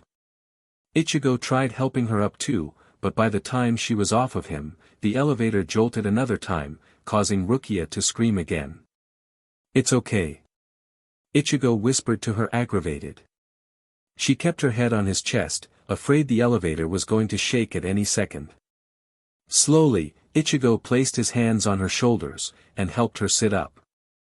"Thank you," she told him. Rukia wished she could have seen his expression, because he was actually being decent. Seeing his face would have been priceless. Out of nowhere, Rukia felt a large amount of heat. "Why is it so hot all of a sudden?" she asked, removing her jacket. "It gets hot fast when the air conditioner doesn't work, especially on this elevator, no doubt." Rukia's breathing was getting shallower, and she hoped she didn't hyperventilate soon. "I need to get out of here," Rukia whispered. "No kiddin'," Ichigo muttered back. Rukia scooted away from him, and sat in the corner, fanning herself. "Look, I already told you, I'm claustrophobic. I can't talk too much either due to my breathing, so can you keep my mind distracted by talking to me or something?" Rukia asked. It was a doubtful thing to hope for, considering whom he was, but she knew it would help. Silence filled the small elevator once again. "You really can't think of a single thing to say?" Rukia asked. "It looks like you can talk just fine," he replied back coldly. She quickly heard what sounded like a shirt unbuttoning. "Well, what are you doing?" Rukia asked nervously. "It's hot, so I'm taking my shirt off." Even with all the heat around her, nothing could compare to what her cheeks felt like. "How can you be calm right now?" Rukia asked. "I'm not claustrophobic or afraid of the dark, and I can breathe," he said sarcastically. Rukia rolled her eyes, knowing it wouldn't do any good. She heard some shuffling next to her, and saw a black blur moving towards the door. "What are you doing now?" Rukia asked, coughing slightly towards the end. He didn't respond, so Rukia stood and moved next to him slowly. "I'm gonna try to get this door open, so we can at least get some more air for now." Rukia could now see him a little better. Ichigo was pulling at the ends of the door with his hand, trying to pry it open. "That's not going to work," Rukia stated. He ignored her and kept trying, but as Rukia predicted, the door didn't budge one bit. "Come on, you're a guy. Isn't there anything in here for like an emergency?" Rukia asked. Without seeing his face, Rukia knew his scowl was probably deeper than ever, and she felt amusement. "No, there isn't a single thing. If only we had a bar or something to get the door open." Ichigo turned to look at the side rail. "I wonder if we can get this off," Ichigo whispered, gripping the side rail. Rukia shook her head, and leaned against the wall. "It isn't going to war." Rukia tumbled again onto the floor as the elevator shook for the third or fourth time. "Hey, what was that?" Ichigo asked. Apparently he had heard the sound the side rail made when Rukia's head made contact with it. Rukia could only groan and keep her eyes glued shut. There was a sharp pain at the back of her head, and she hoped she wasn't bleeding. "Rukia-san." When Rukia didn't respond, she could hear faint shuffling coming towards her. "I hit my head." Rukia ummed out slowly. "You hit your head?" Ichigo asked in a very concerned tone. Rukia felt fingers slide underneath her head. "I'm just setting your head down onto the ground. If you've gotten a concussion, then you shouldn't move it." "Are you tired?" he asked. "A little." Rukia squeezed out. "Well, don't fall asleep. You could go into a coma." Rukia wasn't stupid, she knew how that sort of thing worked. His fingers continued to go over her head cautiously. "I don't think you're bleeding, but don't try to move your head." How did he know so much about this sort of thing anyhow? "You don't happen to have your cell phone, do you?" he asked. "Ah." She replied, trying to keep her mind focused. Rukia was starting to feel claustrophobic again, and the pain was only making it worse. I need to get out of here, she whined. Tears were going to come soon, and she really didn't want to cry in front of him of all people. Look, I'll try to get the other side rail off, so just stay there. Don't move. Rukia didn't bother to look as Ichigo moved to the other rail. Several seconds later, the lights turned back on, and the elevator was moving again. Rukia closed her eyes at first from the brightness, but when a shadow blocked the light, she opened them. Kurosaki Ichigo was leaning over her again. I can see much better now, he mumbled to her as his fingers once again moved across her head. Ow! Rukia yelped. Is this the spot? He asked. Yes. She squealed. Ichigo smirked. Alright, well there's just a big bump, so I think you'll be okay. Ichigo helped her sit up. Thank you, she whispered. The elevator door opened, and some construction workers and Summmary employees were standing outside the doorway. Are you two alright? One of the construction workers asked. Ichigo nodded, and turned back to Rukia. She had déjà vu all over again as he held his right hand out to her. Rukia stared at his ring, just like before, and took his hand. Ichigo caught her before she fell, and helped her off the elevator. Rukia slowly lifted her head and saw Hinamori in the crowd. Rukia-san. What happened? Hinamori exclaimed, looking back from Ichigo to Rukia curiously. She hit her head on the side rail when the elevator shook, but she should be okay. Ichigo stated. Are you sure we don't need to get her to the emergency room? Hinamori asked. Ichigo shook his head. No, she'll be alright. She just needs to go home and rest. Ichigo looked at Rukia, before walking away. And then Rukia noticed what he was wearing. The only shirt he wore was a white wife beater, and as she looked at the other employees, they all looked at her suspiciously, whispering to one another. What do they all think happened? Rukia thought. Realization sunk into her mind of how their situation looked. How would it have looked to her? Coming out of an elevator, being trapped for who knows how long, barely wearing a shirt, all sweaty. Too many things at once hit Rukia, and for the second time in the past week, she lost consciousness. Ch5 Rude Awakening. For the second time that week, Rukia opened her eyes completely unaware of where she was. Hinamori? She asked, seeing the girl sitting next to her. Seriously, what is up with you fainting all the time? Hinamori asked concerned. Rukia would have said something, but the pounding pain she felt on her head caused her to lose all capability of speaking. Here, take this. Hinamori demanded, handing her some medicine and a cup of water. Do you remember what happened? Hinamori asked. Yeah, I do. Rukia mumbled. Unlike last time, when she had woken up completely lost, she knew well and clear why she had fainted the moment her eyes opened. Let's get you home then, Hinamori said, helping Rukia up slowly. How long was I out this time? Rukia asked, not really wanting to know the answer. About 15 minutes. Hinamori replied. Rukia's eyes widened. I'm surprised you didn't call the ambulance, she exclaimed weakly. Hinamori smiled. Kurosaki-san said you would be alright, you just needed to rest. He saw you faint, and came back to make sure you were still okay. He did? Rukia asked, rather surprised. Yep, now let me drive you home. Hinamori assisted a stubborn Rukia to her car, and helped her into the passenger seat. The whole time, Hinamori looked about ready to laugh. What's so funny? Rukia asked. Hinamori chuckled. It's not really funny, just more like, extremely interesting. Hinamori replied. What? Rukia asked impatiently. How do I get to your house, Rukia-san? Hinamori said, changing the subject. For the rest of the way home, Rukia directed Hinamori to her apartment, which wasn't too difficult to find. "Want to come up for a little while?" Rukia asked. Hinamori nodded. "Sure. I don't want you fainting the minute you get inside your apartment." Hinamori mocked. Rukia rolled her eyes and the two made it to her apartment. "Now what is so interesting?" Rukia asked before either of them sat down.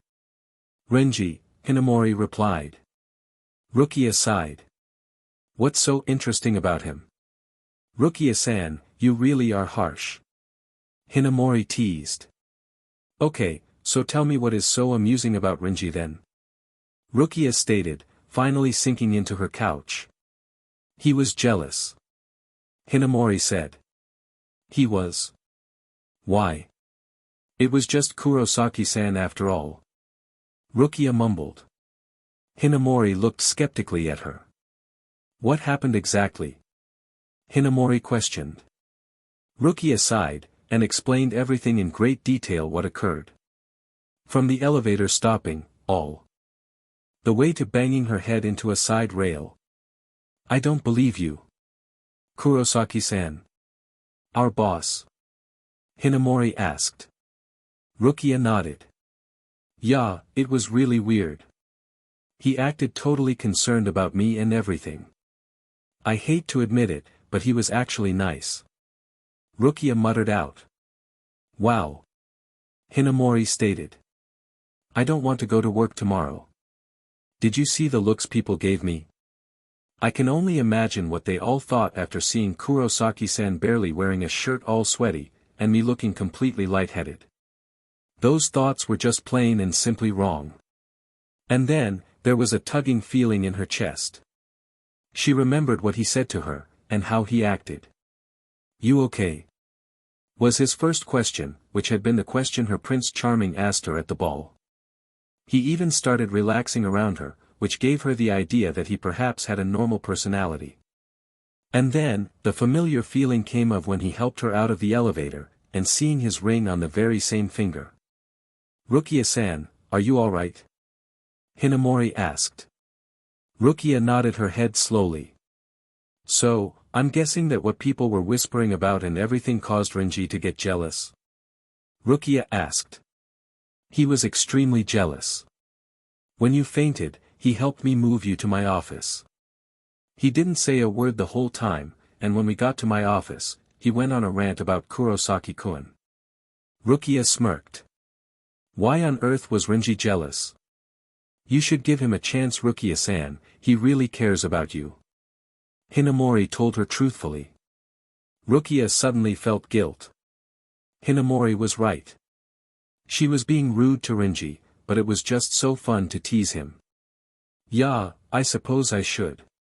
It's just one date, so what damage would it do?" Rukia asked. Hinamori grinned. "There you go. The poor guy is going nuts. Just let it out of his system, and I'm sure he'll leave you alone after that." Rukia sure hoped so. "So, do you agree with me now that Kurosaki-kun is pretty good looking?" Hinamori asked. Rukia closed her eyes and sighed. "I don't know. I didn't even get a good look at him." Rukia knew she sounded stupid, but it was the truth. "How could you not when you were trapped in an elevator with him?" Hinamori asked. "Well, considering it was pitch black, then no, I couldn't. I will admit that he has good shoulders." Oh no, the words came out terribly wrong, and the look Hinamori gave her made proof of it. "Are you sure nothing happened?" she asked suspiciously. "No, of course not. Don't you remember me telling you how I fell onto him when the elevator shook? When I tried to get up, I used his shoulders for support and just noticed how defined they were." The room became silent for a little while, and Hinamori stood up from Rukia's chair. "Well, I better get going. We have to really look nice for tomorrow because of Yamamoto-san coming, so I need to go home and go to bed early." Rukia nodded. "Thanks for all the help, really. I don't know what I would do without you." Hinamori grinned. "It's no problem. You don't live too far away from me anyways." Rukia walked her out the door and waved goodbye to her. When she closed the door behind her, she looked at her watch. It's 9 o'clock already. But how? For a moment, Rukia forgot that she had stayed later. How long exactly was she stuck in that elevator anyhow? She needed to go to bed if she wanted to get to work. There was no way she could take off the following day. Why does Yamamoto-san have to come tomorrow? Rukia whined. She wouldn't have showered, but remembering how sweaty she got in the elevator, she ran some warm bath water. So many things kept happening to her, and she was just about ready to snap. Why me? She repeated. What would tomorrow bring her? What would people say? She knew rumors always spread in school, but at work?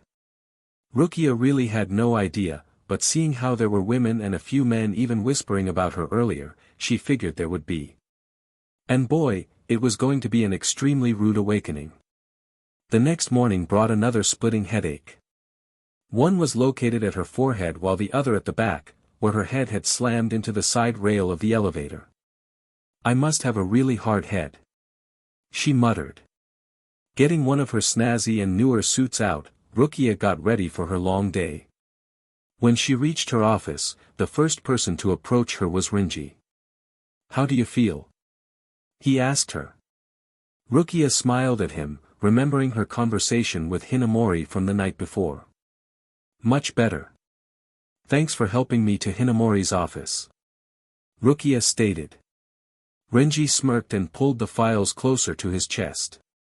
Hey, if you need anything, just let me know. Renji said, and turned a corner, waving goodbye to her. Renji. Rukia called out, watching him turn around. What? He asked back. This Friday, you pick where we go. She yelled to him. Renji was confused at first, but it soon dawned on him at what she meant. Alright, I will. He said, grinning from ear to ear. Rukia laughed a little and headed to her office. She smiled when she found her office spotless. That's right, I cleaned it yesterday. Rukia set her things down and turned her computer on. There were still a few files she needed to enter into the computer from the day before. About 15 minutes later, there was a knock on her door. Come in. Rukia said, keeping her eyes focused on her monitor. Kuchiki-san, can I have a word with you? Aizen asked. Rukia stood quickly, dropping the pen in her hand. Of course. Rukia replied nervously. Aizen Susuke had never once come into her office. I heard what happened yesterday with the elevator incident, are you okay? He asked kindly. Rukia grinned. Yes, I'm just fine. Kurosaki-san was a big help. Rukia replied. Kurosaki-san helped you? What do you mean? Aizen asked, confused. Rukia furrowed her eyebrows. Oh, well, I hit my head when the elevator jolted, and he made sure I was okay. Rukia told him. That's strange, Kurosaki never mentioned anything about it. Aizen replied. His eyes looked wary, but he looked up at Rukia again, smiling. Well, that's good to hear. I'm glad both of you are safe. I'll probably see you later than when Yamamoto-san comes. Have a good day. Rukia smiled and bowed slightly as Aizen left. Why didn't he say anything to Aizen about it? Rukia wondered. The day moved along slowly, and lunch brought up lots of challenges. Just about every person in the lounge looked at Rukia curiously, and it sort of drove her nuts. Hinamori-san. Rukia whispered when she took her seat. Hinamori looked up from her food. Yeah, what? Is it just me, or is everyone staring at me strangely? Hinamori grinned sadly. I don't think it's wise to discuss that here right now. Rukia only felt further aggravation. Inoue and Renji joined the 2 seconds later, Renji looking more delighted than ever. How has everyone's day been going? Inoue asked happily. Rukia, finding Inoue's optimism rather relaxing at the moment, grinned back. Just getting ready for Yamamoto-san to come. Has he gotten to any of your offices yet? Rukia asked. Hinamori nodded. He came to mine this morning, and it wasn't bad at all. He took a quick glance around my office, smiled, and walked out. Same with me. Renji stated. Rukia sighed. That's good to know, because I was sort of freaking out. Rukia muttered. Inoue giggled. Not that I really have an office, but he hasn't come to me yet either.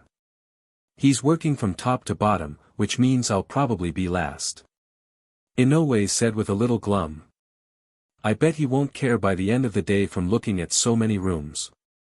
So don't worry. Hinamori said reassuringly. She then turned her attention to Rukia. Have you thanked him yet?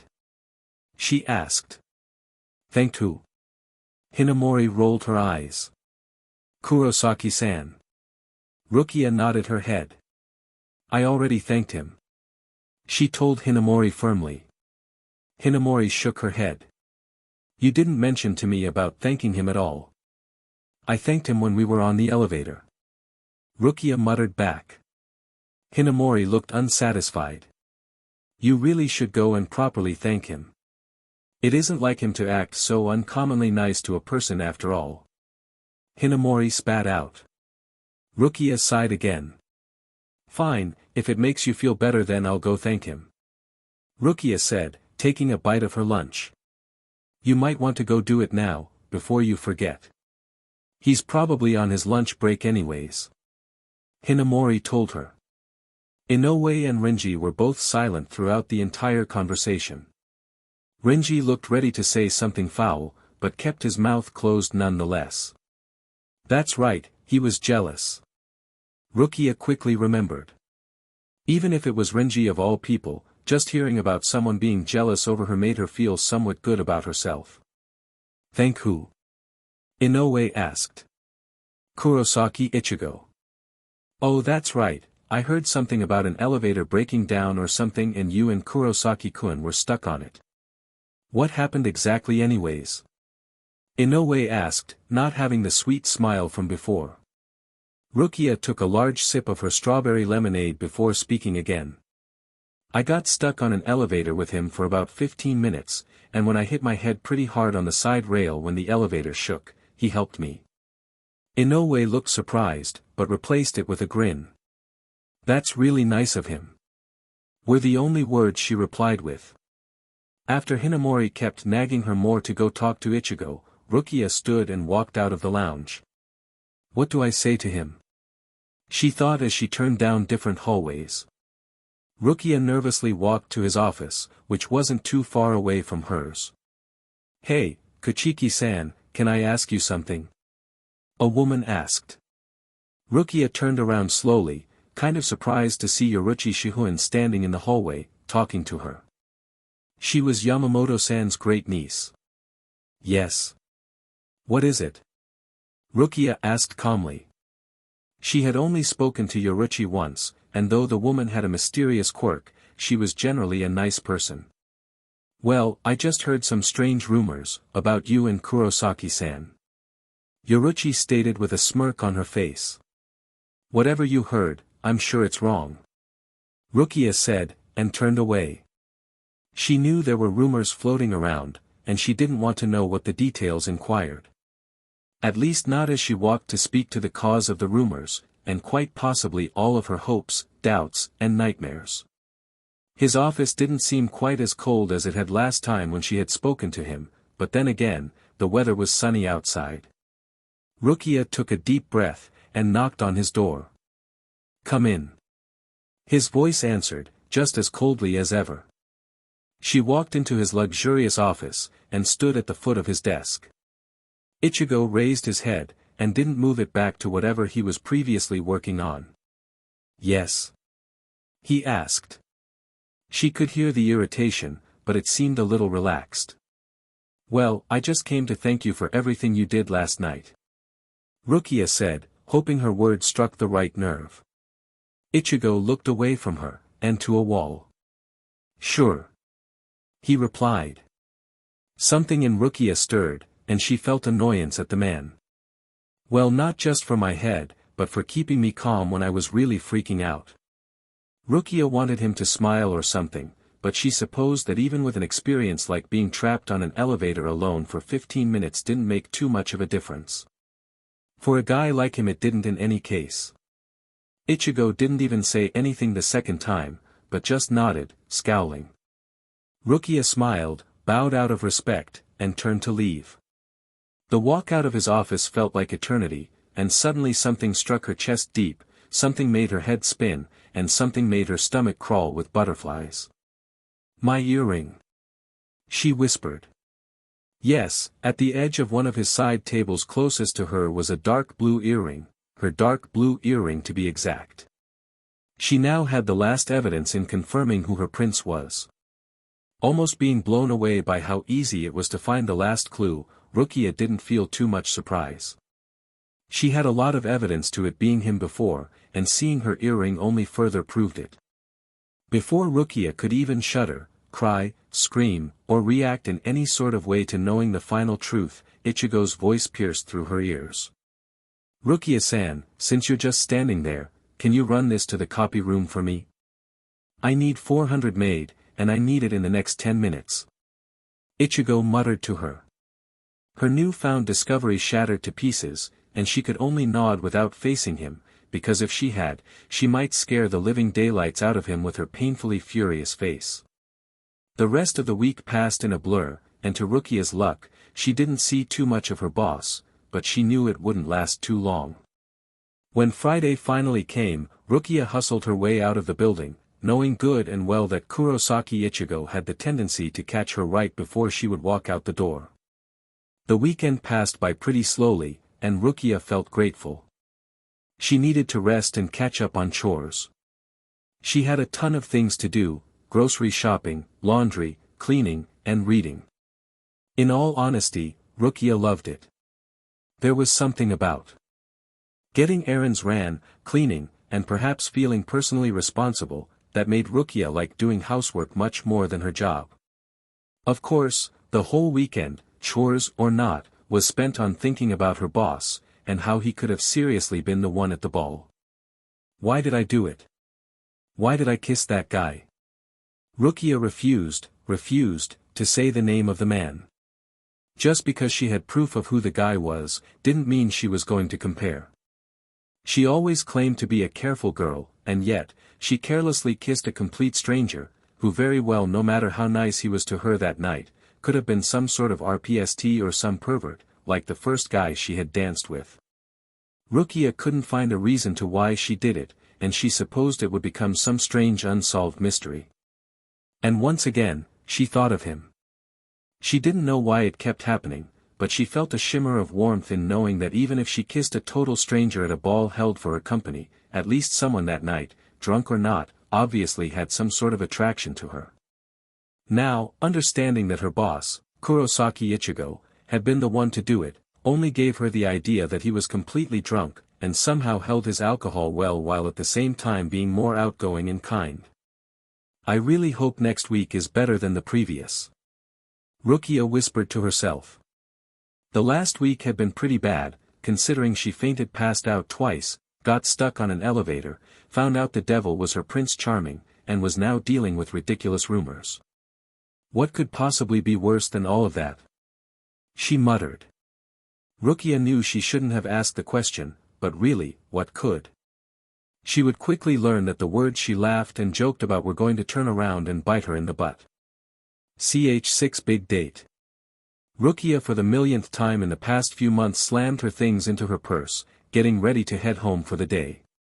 That JRK, I just can't believe. Rukia couldn't even finish her sentence, for there were no words to describe how angry she was. Just as she had anticipated, her haunting words of, what could possibly be worse than the previous week, attacked her with full force. First of all, Rukia unexpectedly was visited by Aunt May, aka time of the month for women. Second, because of the electricity problems not being fixed, all of Rukia's files on her computer were somehow deleted. Third, people still talked about her and Ichigo, and the strange elevator occurrence. Honestly, that was completely old news, even to her. The only reason being because she didn't like to think about it. And finally, the fourth reason, probably the most expected reason of all, was Kurosaki Ichigo, and how much of a monster he was. She had hoped that the stupid elevator experience would have opened his eyes a little more, but boy was Rukia hoping for way too much. Rukia sometimes thought Ichigo had more malice than Satan, literally. Flashback. Kurosaki-san, all of my files have been deleted, but I think I saved them on another computer. Rukia explained to him. Ichigo shook his head, keeping his eyes glued to his computer. No, sorry, they weren't. And honestly, you should have known better to keep printed copies in case something like this ever happened. It's in the Seriidii Incorporated Handbook. Do I need to get it out and read it to you? I understand, but they were very recent, and the printing and copy machines weren't working. It was working yesterday, so why didn't you print it then? He asked, the annoyance in his voice heavier than usual. So what would you like me to do then? Rukia asked, ignoring his other question. He was being extremely cold, even for him. Redo them, all of them. Rukia's eyes widened. That was impossible. But sir, all of those reports took weeks to do. How do you expect me to? Not my problem. Sorry, but I'm extremely busy. I'll give you until Friday to finish all of them, and be sure to get all of your other work done as well. It was Wednesday, so how was she supposed to get them all finished? Rukia's hands were clenched tightly into fists. And Rukia-san, one more thing. She heard his cold voice say.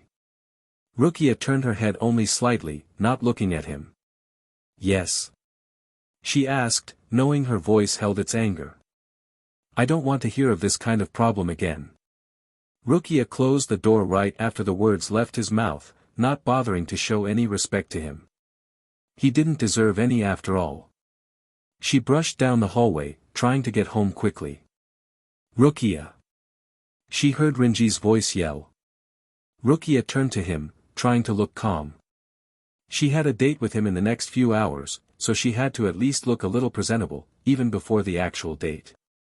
Rough day? He asked, obviously noticing her tension.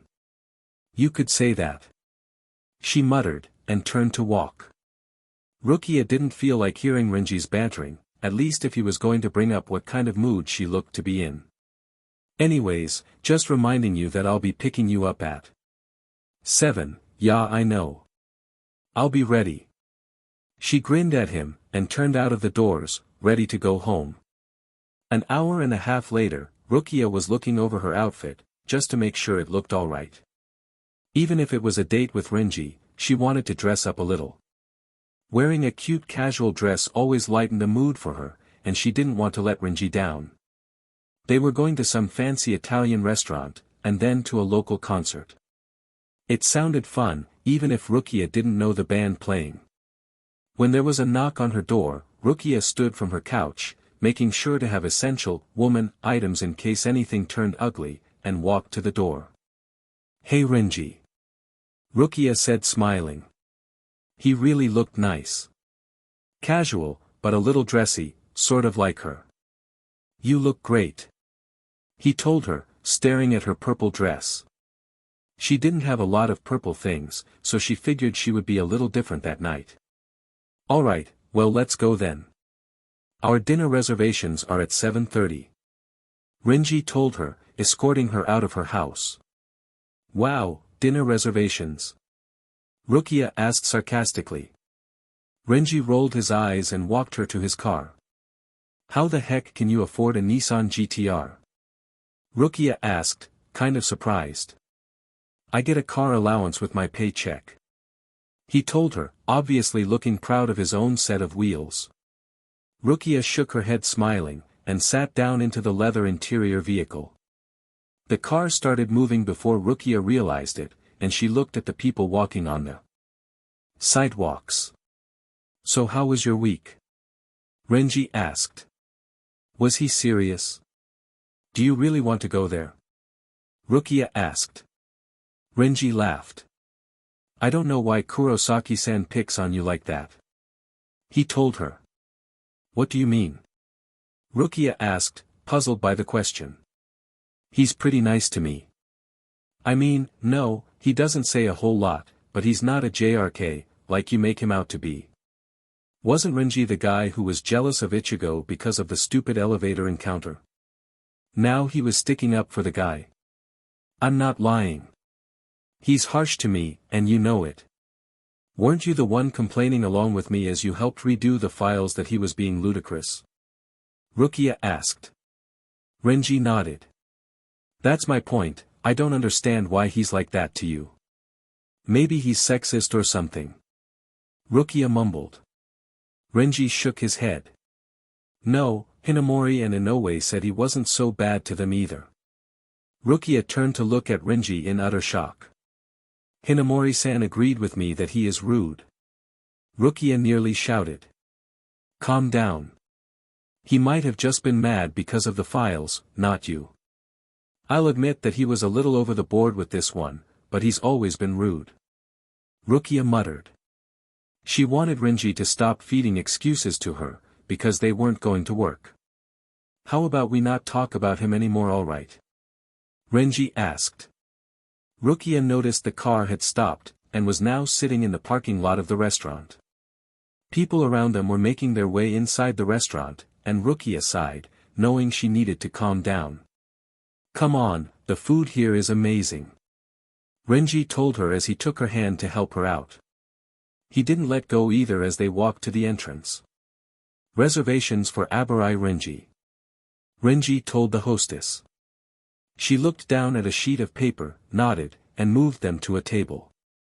Renji still held onto her hand, but Rukia let it slide, considering she wasn't sure where their table was anyways. Wow, this has a great view. Rukia exclaimed, looking out the window as they sat down at their table. The sun was setting, casting a silhouette look out in the distance. Rukia tore her eyes away when the waiter approached the two. What would you like to drink?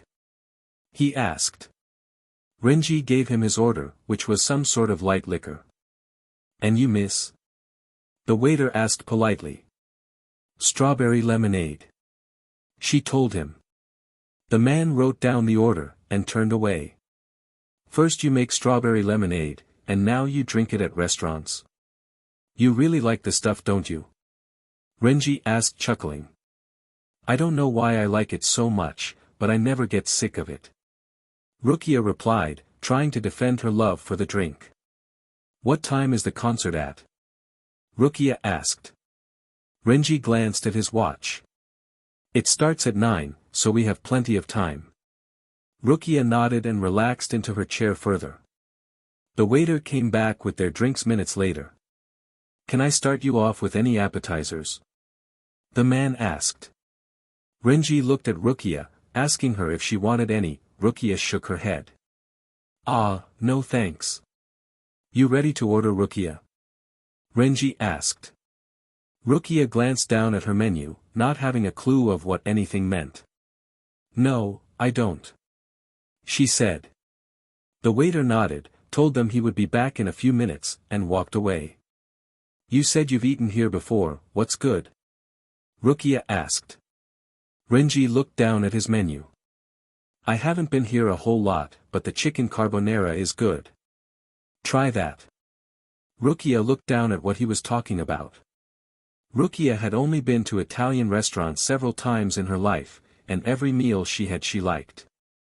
Alright, I'll try that. Rukia said, grinning.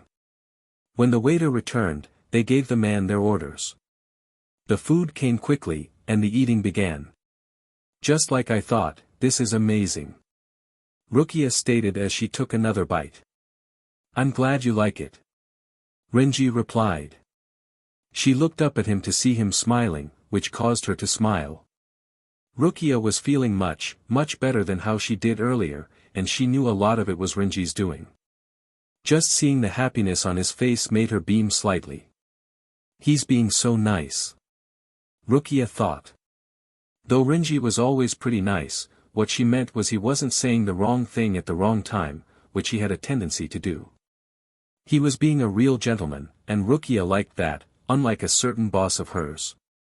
No, Rukia refused to think about him at the moment. She didn't want to think of him at all anymore. With the way he acted to her, and how it seems to only be her, Rukia had a feeling he just simply didn't like her. Rukia sighed, and took another bite of her delicious cuisine. If she didn't stop her ridiculous thoughts quickly, her date would be over much sooner than she wanted, at least for her it would. The two ate and chatted lightly as they sat at the restaurant. Renji told her about growing up as an only child, and how crazy his parents were. Rukia laughed, and Renji only told more stories. Is it true that you have a twin sister? Renji asked. Rukia nodded. Yeah, her name is Hisana, and she's great. She works for the fashion industry. Rukia told him. Any other siblings? Renji asked. Just one, Byakuya. He's kind of hard to keep in touch with since he's so busy, but he did call me on my birthday. Renji looked kind of surprised, but nodded. So, Kuchiki Byakuya? The guy that practically owns Sangetsu Corporation? Rukia smirked. Yep, that's the one. Renji glanced at his watch quickly, and looked back up at Rukia. So how come you don't work for him? I mean, wouldn't you do a lot better there? Renji asked. Rukia shrugged her shoulders. I applied for the place, but all the positions were filled, so I took the job for Summmary Incorporated. I'm just trying to get experience for my resume so I can move up little by little. I would really like to work for my brother though, he's really a good guy, even if he doesn't say a lot of things. Renji nodded at her words, looking somewhat interested. Do you want to get dessert? He asked her. Rukia rubbed her full stomach. I don't think I can handle any more food. Rukia whined. Renji chuckled, and when the waiter came by again, he paid for the bill. Okay, so who is this band playing?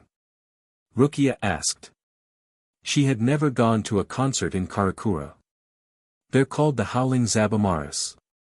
Their name makes them sound like a heavy metal band, but they're more alternative. Renji stated as he turned down a street. Honestly, Rukia didn't know the different classes of rock music. It rather sounded good or it didn't. They pulled up to the overcrowded parking lot and exited the car. Come on, I have to get the tickets. Renji told her as they made their way to the building. Rukia was shocked at how short the ticket line was, considering the amount of people attending. It literally looked like the whole town showed up for the concert. These things are popular, aren't they? Rukia asked. Renji handed her the ticket. Yeah, Karakura makes a lot of money this way. Did everyone already buy tickets or something? Rukia asked. A lot of people come so often that most just buy season passes. I have one too, but you don't. Renji told her, pulling out his golden season pass card. After paying for the ticket, Renji and Rukia made their way to the crowd. An old geezer took Rukia's ticket, staring way too much at her chest, which made her want to laugh since her assets were pretty small in the first place, and the two headed inside. Wow, Rukia said, smiling at seeing so many people. Where are our seats at? Rukia asked. Renji pointed towards the stage. Front row, center.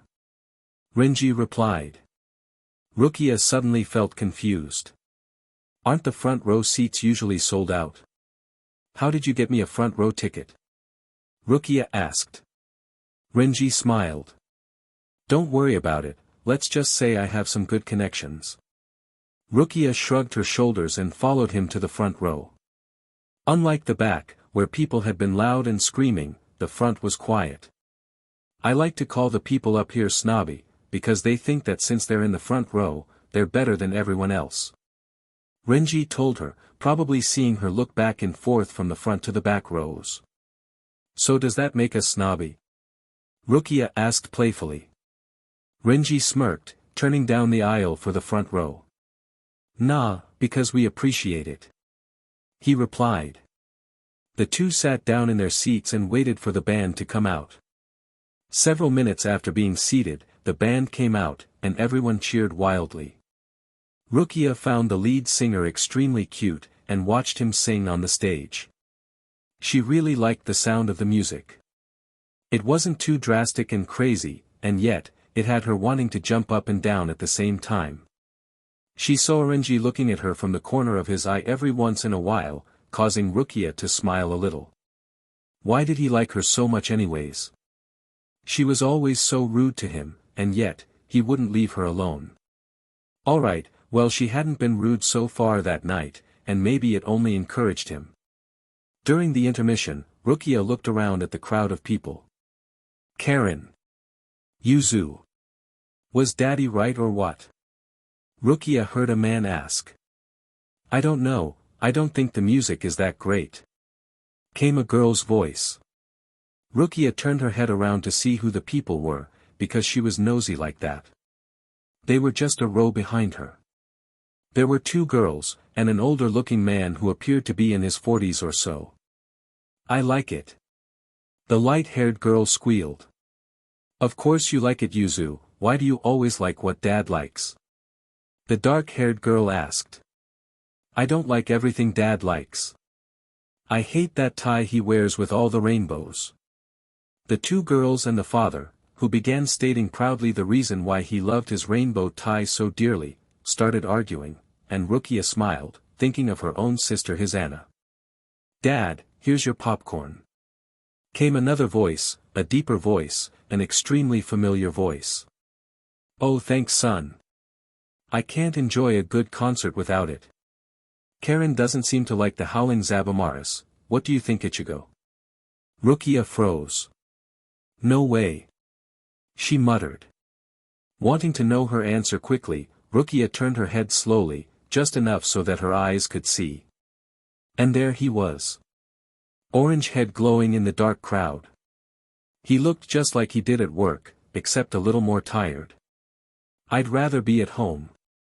Ichigo replied to his father's question. Oh come on Ichigo. You're only 24 and you act like an old man. I'm what, 45, and even I like to go out and see concerts. Rukia watched Ichigo skeptically, making sure he didn't notice her. So he had younger siblings? Shut it. Ichigo replied, and sat down in his seat, propping his elbow up onto the arm of the chair. Even with his family he acted like a JRK, and Rukia wasn't too surprised. When Ichigo started turning his head towards her, she quickly whirled around. Kurosaki-san? Renji suddenly asked. Rukia tensed up next to him. What the heck was Renji doing? She kept her head forward, hoping he wouldn't see her. It was bad enough that he was actually at the same concert as her, considering just about all of Karakura had attended, but now she had to possibly speak to him. No, she refused. Rukia apparently missed the first part of the conversation, because Renji was suddenly pointing at her. Yeah, I just came to this concert here with Rukia. Renji said, grabbing Rukia's shoulder and turning her around. Ichigo was still sitting down, but his elbow was by his side now, and he looked a little more relaxed. Rukia smiled at him and nodded, hoping Renji would say something. So you like this band? Renji asked. Ichigo shrugged his shoulders. They're okay I guess. Renji looked irritated for a second, but grinned. They grow on you. I really like them now. Rukia could tell by Ichigo's facial expression that he wanted Renji to stop talking, and she kind of wanted him to also. To her luck, the band members ran back out, causing the crowd to cheer and Renji to focus back on the music. Rukia didn't really pay attention to anything played because her mind was solely on Kurosaki Ichigo, and why he did the things he did. He drove her, apparently only her, nuts, and she wasn't saying it in any romantic sort of way. Kurosaki Ichigo treated her like scum, and she was determined to find out why. Maybe he thinks I stole his ring still. Rukia mumbled. Even on the way home from the concert, Rukia tuned out Renji's bantering on the band. I mean seriously, that second chord on the 8th song really threw me for a loop. Renji went on saying. Rukia nodded along, staring out the window. He walked her up to her door, and said goodbye. Renji told her about a dinner party coming up for IchiRuki Incorporated, and that a date was required. She agreed to go, basically creating a second date with him. Renji kissed her on the cheek before waving goodbye. It was strange for him to do something so lightly affectionate, but it was sort of cute at the same time. Rukia closed her door behind her, and threw herself onto the couch. Why did he have to be there? Why did he have to ruin my fun? She whispered with her head buried into the couch. Ch7 Secretary. Hey Rukia-san, Aizen-san wants to talk to you right away. Hinamori said to Rukia in her office. Rukia nodded and Hinamori left. It was Tuesday, and her week so far was going much better than the previous. I wonder what he wants. Rukia thought. After she stacked a pile of papers, she left the room and traveled down one of the long hallways of IchiRuki Inc. People were still whispering about her, and now, she had no idea of why. Were they still wrapped up in the stupid elevator drama? And here she was feeling wretched. Rukia cringed as she realized Aizen's office was on the 20th floor. Should I take the elevator? She thought, looking at the doorway warily. The previous elevator experience had basically traumatized her further from riding the elevator, but deciding she didn't want to look all sweaty in front of Aizen-san from walking up the stairs, so she chose the elevator. Slowly, Rukia pushed the down button, waiting for it to come to her. She looked at the top to see the buttons lighting up as the elevator moved through different levels. And finally, it landed in front of her. Ding! It called out, giving Rukia a slight shudder. When the elevator opened, she was glad to see several other people, whom she didn't know at all, on the elevator. Rukia smiled politely at the people as they moved over to allow her in. What floor? She asked an older man. 20. He said. The other 3 people nodded as well. So, all of them were off to the 20th floor. Just like last time, Rukia grabbed the side rail when it shook, signaling its movement. Everyone else looked straight ahead, one guy reading a newspaper. The elevator ride felt like an eternity, and when it finally landed on the 20th floor, Rukia closed her eyes, remembering she would have to go back down to her floor, and going down was much worse than going up. She walked off the elevator and began moving to Aizen Susuk's office. His was the biggest of the whole building. People all stared at her as she passed, not recognizing someone as insignificant as herself. Rukia ignored their ugly looks and stopped in front of a huge door. Kuchiki-san is here to see you. A lady said, talking on a phone. About a second later, the lady was pointing towards Aizen's huge office door. You can go in now. The lady said with an incredibly fake smile. Rukia nodded and pressed forward, not looking back. She had only been in his office several times. Aizen was sitting at his large desk at the end of the narrow office. Kuchiki-san, I'm so glad you came. Come closer. He said with his warm smile. Rukia started moving towards his desk, noticing the strange modern art he had up in his room. It probably cost a fortune. How are you, Kuchiki-san? Aizen asked. Good. She replied. I'm glad to hear it. Listen, I wanted to talk to you about something rather important. His face grew serious, and he placed his elbows on his desk, leaning forward slightly. I'm very impressed with the reports you've been doing. Every single one has been completely accurate, and you always get them turned in on time. What was he getting at exactly? Now, I've come up with the idea that you deserve a higher position. It's the same job, and you'll have the same office, just a tad bit more work to do, and a few more privileges. What do you think? He asked. Rukia was sort of stunned. She wasn't expecting anything like that. I really like it, sir. I would love to take the job. She felt proud, smart, and as she stood in front of him, she smiled widely. You'll be secretary to my assistant. Aizen began. Who? Rukia asked. Aizen had a million assistants. Aizen chuckled. Kurosaki Ichigo. Was it too late to refuse the offer? I see. Rukia responded with much less enthusiasm as before. Aizen looked at her with raised eyebrows. Do you not want the job? He asked. No, she didn't. Being Kurosaki Ichigo's secretary. The one who was a JRK to her. The one who she had kissed. Of course not, but for some reason, she couldn't find it in her to let Aizen down, especially with the offer he was giving her. Rukia couldn't stand Kurosaki Ichigo, but she could attempt. Every little step a person made working for a corporation went into how they progressed, and something as big as landing a job as secretary to the main boss's assistant, who was also her boss, after just several months, was much bigger than a little step. Yes, I accept it. Rukia told him, almost gritting her teeth. Aizen grinned at her, the crease in his face leaving. Excellent, if you could, I would like you to start tomorrow. He asked. Rukia didn't respond for a moment, but finally nodded. I know it's very short notice, but our current secretary had to take leave permanently, and we're in desperate need for one. Like I said, I've seen your work and I think you will do wonderful. I know it's very out of the ordinary for me to announce this without any previous information, but I figure a good working employee like you can handle it. Rukia smiled again. Knowing that her boss had such confidence in her gave her a boost of determination. Well, Kuchiki-san, that is all. I'll have Kurosaki-san come to your office and start helping you with your new duties. If you have any problems, don't be afraid to ask. Thank you so much, Aizen-san. Rukia told him smiling, and turned away to leave. The moment her door closed, Rukia wanted to scream. What the heck was she thinking? Ichigo was going to slaughter her with work. She paused at the elevator, and turned away from it. I'm taking the stairs.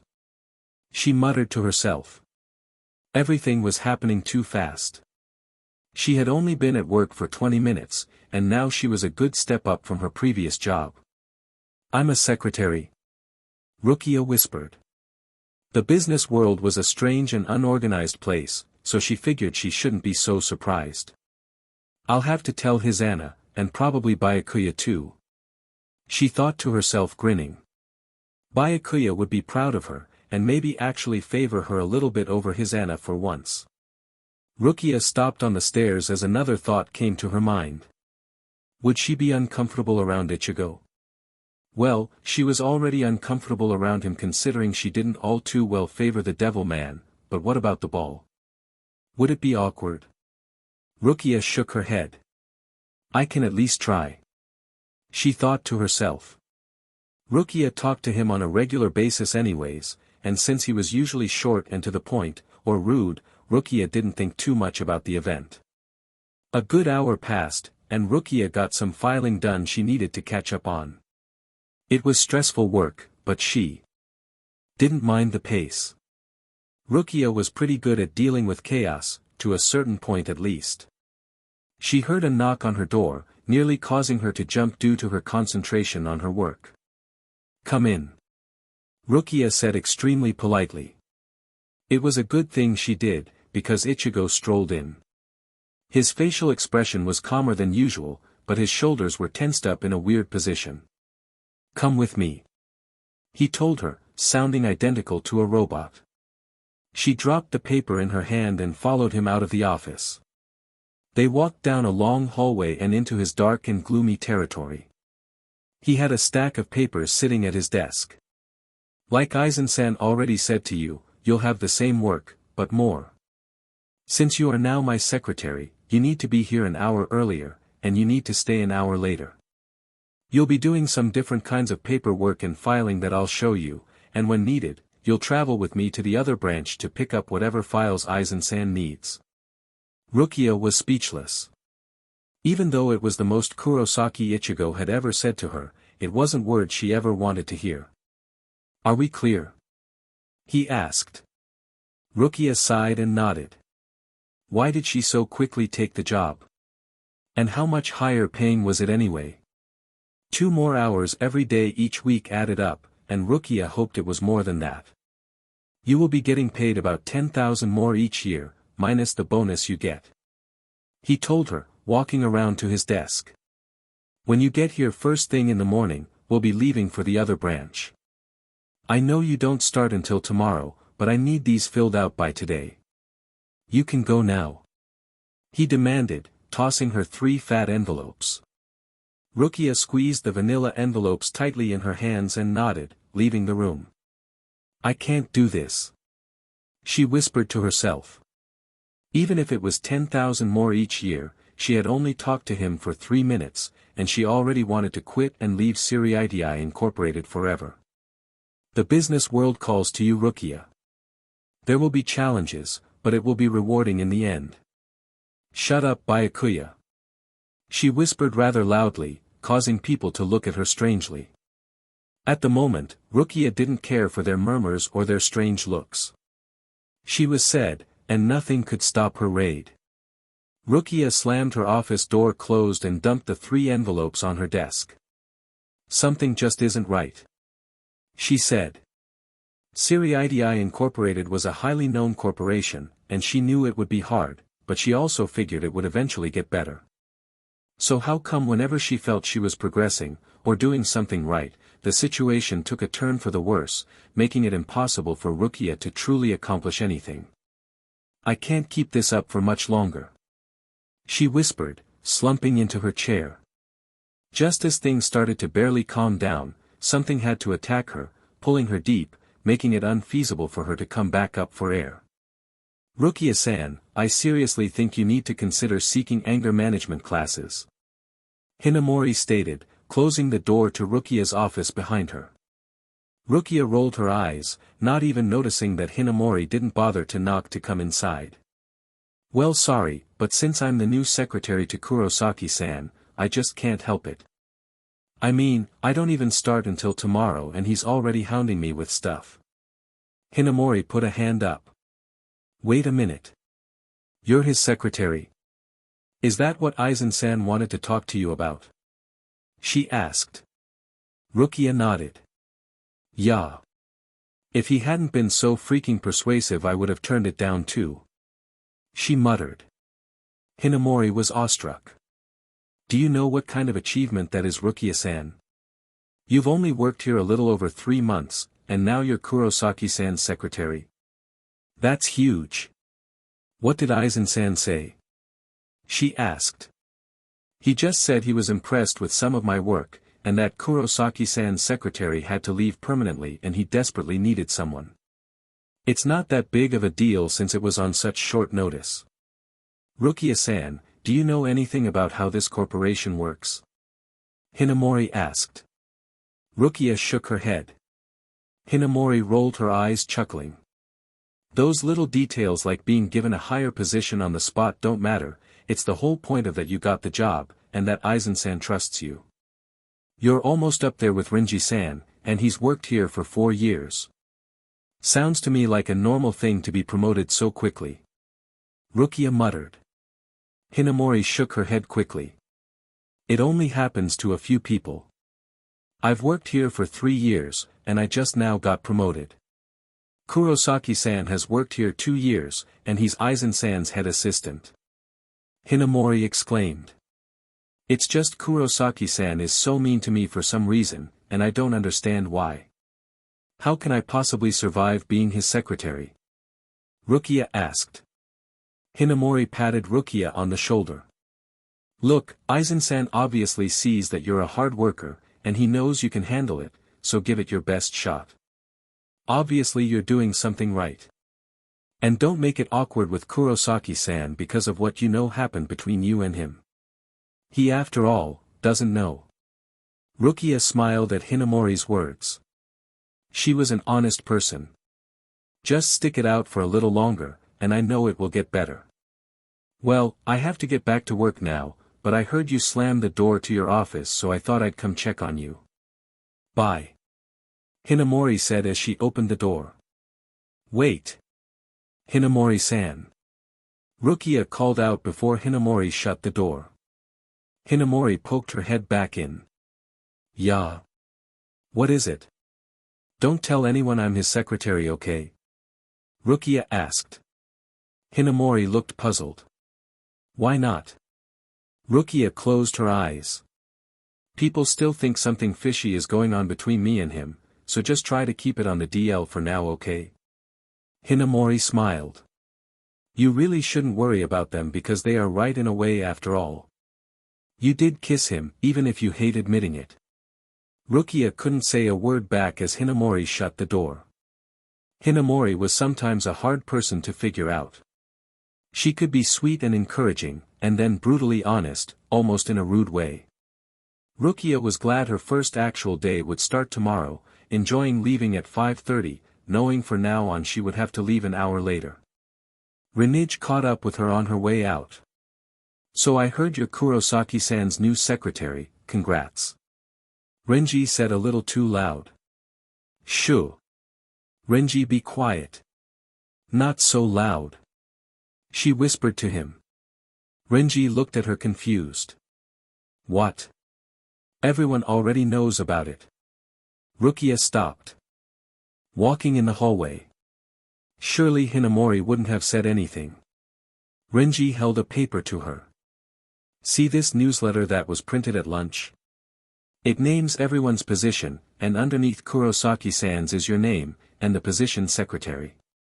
Rukia started walking again, hoping people wouldn't think anything suspicious of it. I don't see why a girl like her who's only worked here 3 months gets the job as his secretary. Somebody whispered rather loudly from behind. I know, you think that people who have actually worked hard, and not slept around would actually get the position, but then again, the business world is corrupted in that sense. Another person said. Oh well, I bet soon she'll be Aizen-san's assistant, sleeping with him too. That was it. Rukia stopped and turned around. The 2 women behind her only smirked. What? Surely you weren't eavesdropping in on our conversation? One of the women asked rudely. Rukia clenched her hand into a fist. Oh dear, I guess she heard us. It serves her right then. The second woman said, and both of them shoved past Rukia, stalking out the doorway. Don't worry about it, Rukia. Renji told her reassuringly.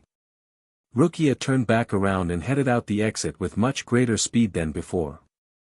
Renji didn't follow after her, and she was glad. She might have punched him due to her anger. How could people be so low?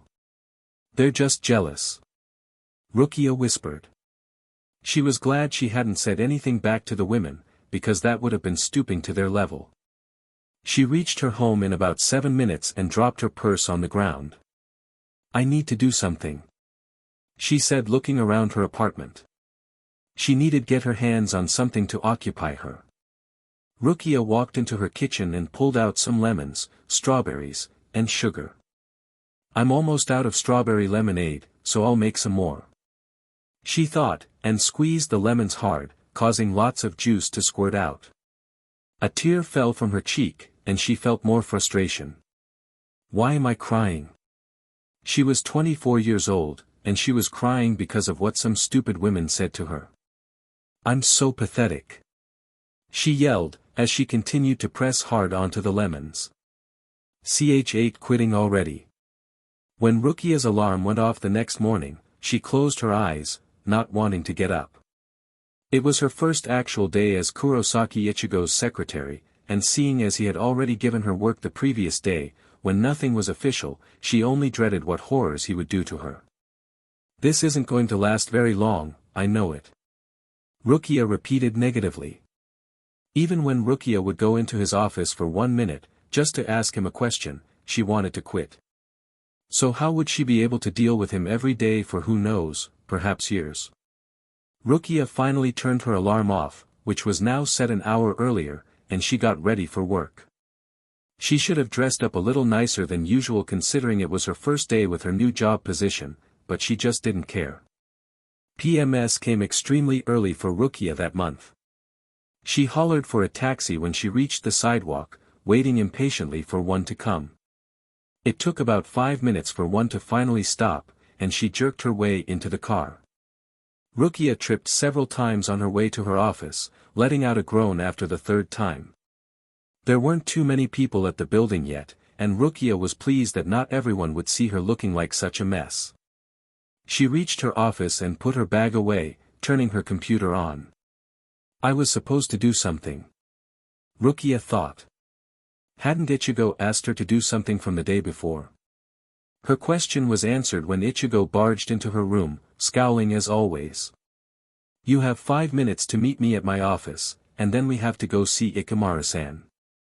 Ichigo told her, before leaving her office seconds later. Rukia stared at the doorway, wondering if he had really just come into her room. Why do I feel so dizzy? She thought. With the few minutes she had, Rukia ate some fruit and took some medicine. She couldn't afford to get a headache at the rate she was going. Just like he had asked, more like demanded, Rukia was in his office ready to go. Ichigo had his jacket on with keys in his hand. We'll be taking my car. He told her, and strolled out the office, Rukia following behind. The walk down to his car was silent, and Rukia felt a little relief to already be out of the building. How often will we go to the other branch? Rukia asked, not trying to sound too interested. Ichigo kept his eyes forward. Every Wednesday morning we'll go. He told her. When they reached the parking garage, Ichigo unlocked his vehicle. A trailblazer? Rukia thought. She didn't see Ichigo as the type to have such a vehicle, maybe a black Jetta or something. The interior of his car was carpet rather than leather, which also surprised Rukia. He turned his car on, and some sort of rock music played. Ichigo pulled out of the garage sharply, and made his way to the other building. Rukia stared out the window. When you get back, I'll show you some of the other new files you'll start putting in, and the paperwork you will begin filling out. It's important you never turn it in late, or we could get in big trouble. He stated, keeping his eyes fixed on the road. Rukia nodded, not caring if he saw her response or not. It wasn't even occurring to her that she was riding in a vehicle with the man she currently hated, or better yet, made out with. In fact, she felt rather relaxed. Maybe I just needed to get out of the atmosphere I'm usually in. Rukia thought to herself. The rest of the car ride was silent, and Ichigo turned up his rock music a little louder, which Rukia surprisingly liked. 10 minutes later, they were at the other building. Her eyes were in awe. The building looked so different on the inside. Unlike their building, where basically no paintings or anything covered the white and boring walls, this one had lots of color, and arts of all kinds. Every window had fancy curtains, every small table had a strange plant, every wall rather had a painting, or a picture of some person, Rukia not having any idea of who. Even the people felt different. They smiled more, and looked happy, unlike her building, where people glared rudely at the other. I should have come here to work. Rukia thought, forgetting that she was assigned where to work by the boss, not the other way around. She nearly ran into Ichigo since she didn't see him stop in front of a room. Ichigo knocked on the door, and the sweet voice of a woman spoke. Just a second. Ichigo waited, looking irritated as the door swung open. Ichigo-san. The busty woman cried, placing a hand on his shoulder. What are you doing here? Oh wait, it's Wednesday. I forgot. Rukia remembered her soon following. Matsumoto Ranjaku. Rukia said to herself, scrutinizing the curvy woman. Matsumoto turned away from Ichigo to look at Rukia. Who are you? She asked in a not-so-sweet voice. Kuchiki Rukia, she's my new assistant. Ichigo said to her dully. Matsumoto grinned and turned back to Ichigo. What happened to the other girl? Matsumoto asked. Ichigo shrugged his shoulders. Don't know why, but she quit. Ichigo replied. Rukia could think of a few good reasons. Matsumoto shrugged her shoulders and invited the two in. Have a seat. Jin's in a meeting right now, so he'll be out in a few minutes. She said mainly to Ichigo, grinning at him widely. How have you been, Ichigo-san? Matsumoto asked enthusiastically. Okay, I guess, just working. He replied, not even really looking at her. How can he not stare? Rukia thought. Even she, a woman, tried not to gawk at the woman's huge chest. The only reason due to the fact that how much bigger her chest was than her head. Matsumoto bounced in her seat as she shifted positions, causing other things to bounce along with her. Yeah, I've been working a lot too. Yamamoto-san keeps throwing more and more work, it really isn't fun. The woman said, frowning. Ichigo nodded, looking extremely bored. Ichigo-san, you always look so dull. Lighten up some. Matsumoto exclaimed, placing a pen in her hand. Rukia felt a little strange being there since she wasn't saying a single word. Her thoughts were changed when Matsumoto turned to her. So, Kuchiki Rukia, right? How long have you worked for Summmary? She asked. Rukia grinned a little. About 3 months.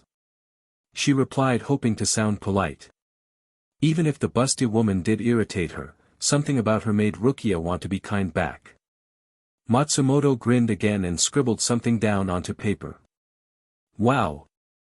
You're already Ichigo-san's secretary. Very impressive. You must be a good worker. Rukia grinned a little nervously, though she had no idea at why. Ichigo didn't glance up the entire time, nor make any reference to Rukia that she was what Matsumoto praised her to be. A cell phone next to Matsumoto went off, and she answered the phone. Hello. Yes, Jin, he's here. Yes, we'll be there shortly. Matsumoto hung up the phone. Jin's ready, so let's go. Rukia stood and followed behind Ichigo, who walked behind Matsumoto. He's been very busy lately, so your time will probably be cut short a few minutes. She warned to Ichigo. Just like Aizen's office back at her building, Jin's was huge, and somehow had even more paintings and artwork than Aizen's. She liked the look in the office, until she saw the man sitting at the desk, smiling freakishly at them all. Kurosaki-san, welcome, and who is that next to you? He hissed. The man reminded her greatly of a snake. His hands and arms were long and slender, his eyes forming into small slits. This is Kuchiki Rukia, my new secretary. In what happened for only several seconds, felt like hours. Rukia made the mistake of making eye contact with Ikemura Jin, and she could feel herself immediately falling to pieces just by looking at him. He was grinning, but she could see something so dark in the way his eyes pierced through hers, making her feel weak, numb, dull even. Grimmjow's face screamed in her mind, and because of the sudden registration in her brain, she was able to break away from the man's awful stare. Rukia didn't look up again for the rest of the small meeting they had. So Kuchiki-san, you've only worked here for 2 months. That's impressive, you know. Jin said to her at the end of the assembly they had. Rukia knew he was staring at her, the way he had before, trying to possess her, but she wasn't brave enough to stare back. Thank you. She replied quite normally. Ichigo said his goodbyes to Ikemura Jin with Matsumoto winking at him strangely, and the two left. Rukia felt turmoil inside. Why did just looking at that man make her sick? She didn't even hear her boss's words. Rukia-san, hello? He asked. Rukia snapped out of her gaze. Oh, sorry. She replied rather dryly. Ichigo got his keys out. Anyways, what I was saying was that once we get back, I need you to make copies of the files Jin-san gave me. Once you've done that, come back to my office and I'll start you on the new files. He told her. Why did he always tell her everything 30 minutes to an hour before the task was needed to be done? It was a strange habit to have, and she only looked at her boss with more curiosity. Rukia froze, stopped. See, curiosity? She thought. Where had that kind of thought come from? She wasn't curious about her boss. Heck, she hated the man, and wanted him to burn. They reached his car and climbed inside. Ichigo turned his music up even louder, and Rukia's headache only worsened. The ride back to the office made Rukia even tenser. Ichigo took fast strides into the building, causing Rukia to basically jog to keep up. "Copies, then my office," he told her, looking at her for a split second. Before Rukia could reply to his demand, he was walking away. Rukia shrugged her shoulders and turned back to her office. She quickly took some medicine for her headache, and it didn't help for what would happen. "Why doesn't the copy machine work?" Rukia exclaimed to Inoue in the office just 10 minutes later. "It stopped working about an hour ago, someone is coming to look at it," Inoue replied. "How long is that going to take?" Rukia muttered, looking angry at Inoue. The girl smiled nervously. "I have a copy machine by my desk if you want to use it," Inoue told her politely. Rukia's frown turned to a smile as she followed Inoue out the office. To Rukia's ill-fated fortune, Inoue's machine was out of ink. "I'm really sorry, Kuchiki-san," Inoue said. Rukia gritted her teeth and turned away. "It's not your fault, thank you for trying to help," Rukia replied and stalked off, hoping she didn't look too angry. Inoue seemed to be a rather sensitive person, and Rukia tried to respect other people's feelings. It had now been about half an hour since Ichigo had wanted the copies, and she knew he would start losing his patience, if he already hadn't. To her luck, Renji walked by her. "Renji! I need your help," she cried. "What? Are you hurt?" he asked in an extremely worried tone. Rukia shook her head. "No, I need to get these copies to Kurosaki-san, but none of the copy machines are working." "Do you know where one is?" Rukia asked. Renji always had the answer she needed, but when he frowned, she felt all hope flutter away. "I'm sorry, Rukia, I was actually just looking for one too. They really need to get more and newer machines," he told her apologetically.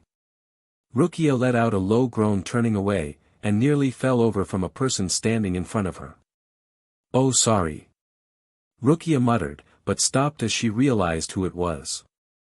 Ichigo looked heated with his hands strangely shoved in his pockets. "You still haven't copied them?" he asked, his voice sounding angry over his usual irritation. "No, none of the copy machines work," she replied. Ichigo sighed loudly. "Then take them to the place across the street and get them done. I need these copied in the next 10 minutes. He nearly shouted. Rukia's eyes widened at his loud voice, and turned away to leave.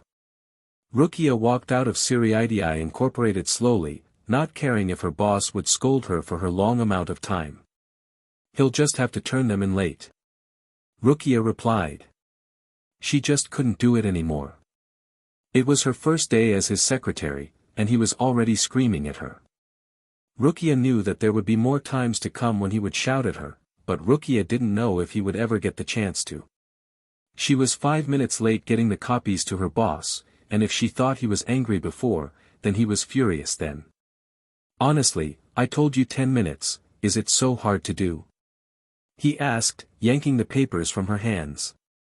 Rukia just stared at him blankly. "Sorry, the place was busy," she replied dully. Ichigo rolled his eyes, threw the stack of papers on his desk, and turned back to her, looking serious. "He's going to fire me," Rukia thought to herself, hoping he would. She was sick and tired of being pushed around. Instead, Ichigo looked away and slumped over to his desk. "Sit down next to me," he demanded. Rukia snapped out of her gaze, realizing that he wasn't going to fire her, and did as he said. If he did one more thing, she was going to burst. "Here are the new files," he told her, the anger still clear in his voice. Rukia looked at the computer monitor. "It's not much different than what you already do, but now you'll be making a few extra copies to document, and you'll be filling out paperwork." "What kind of paperwork?" Rukia asked, trying to concentrate on what he was telling her. Ichigo stood from his desk and grabbed a big envelope. "This he said, tossing it into her lap. Rukia looked at the papers and nearly went into shock. All 15 pages of this paperwork is just one packet, she said, gasping. Ichigo was unusually silent, and she slowly understood that the words actually escaped her lips instead of staying up in her foul-mouthed mind. Is that a problem? He asked, glaring at her. That was all it took to further PSS her off. How many packets will I have to do a day like this? Rukia asked. About 7 to 10. Ichigo replied, still staring back at her hard. Rukia closed her eyes, sighing for the millionth time that day. Then yes, it is a problem. How am I supposed to get all my other work done, plus these packets? They must take about half an hour to an hour to do. Even if I do stay 2 hours more each day, it's just impossible. Sorry, not my problem. Ichigo replied as he sat down in the seat next to her. This time, Rukia stood up. Alright, well, what about when I'm trying to get these impossible packets done, and you want me to go make copies or something? What if the copy machine doesn't work? What if the fax machine doesn't work? You stay until it's finished. He replied, running a frustrated hand through his hair. Those were the wrong words for him to say. Kurosaki Ichigo could be as cold as he wanted, but once Rukia was enraged, there was no escaping. What if I can't? What if I have something I have to attend? Do I need to repeat it over and over? It's not my problem. Don't you dare say it. If you're always going to be this discourteous and not even insist on helping when you are my boss, then this isn't going to work out. Just because I'm your boss doesn't mean I have to deal with all of your personal problems. He replied, now on his feet too. Why are you so rude to me? You don't seem to act this way to anyone else, so why? Rukia asked. She didn't care that the question came from out of the blue, she just said things on instinct. I wouldn't be so rude if you would get your job done. He shot back. Rukia growled, gritting her teeth. I don't see how I can get anything done with the amount of work you throw at me. She screamed back. You should be grateful for the position you have, not whining and complaining about it. Ichigo yelled back. It's not like it's really a step up considering it's you who I'm working for. You don't deserve to be my secretary. I don't see how I really kissed you at the masquerade ball, it must have been someone else. She screamed. Right as the words slipped out, she was paralyzed, and shocked she really just said the words out loud.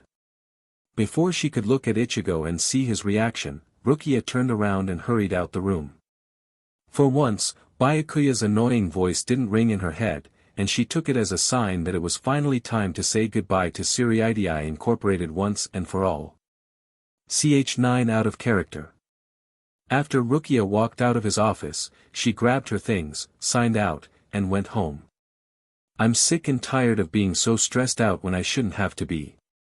I've worked there plenty long now, and nothing is getting better. Besides, I don't see how I really kissed you at the masquerade ball, it must have been someone else.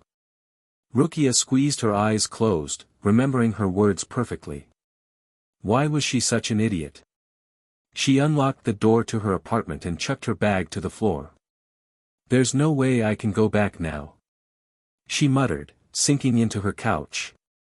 It was only 11, I didn't even last half a day. She whispered, laughing a little bit. Rukia pulled her legs onto the couch and rested her head on the end. She closed her eyes and took a deep breath. Where would she go now? Anywhere but there. Rukia answered herself. Surely there were other corporations that wouldn't be so difficult, or have such a horrible boss, right? Then again, who would want a woman who didn't even last a full day when promoted? Not many, probably not any at all. Rukia groaned and pulled a pillow over her face in frustration. Every time she thought of her last words to Ichigo, she flinched, gritting her teeth. I can't believe I was so thoughtless, she whispered underneath the pillow. It was strange really.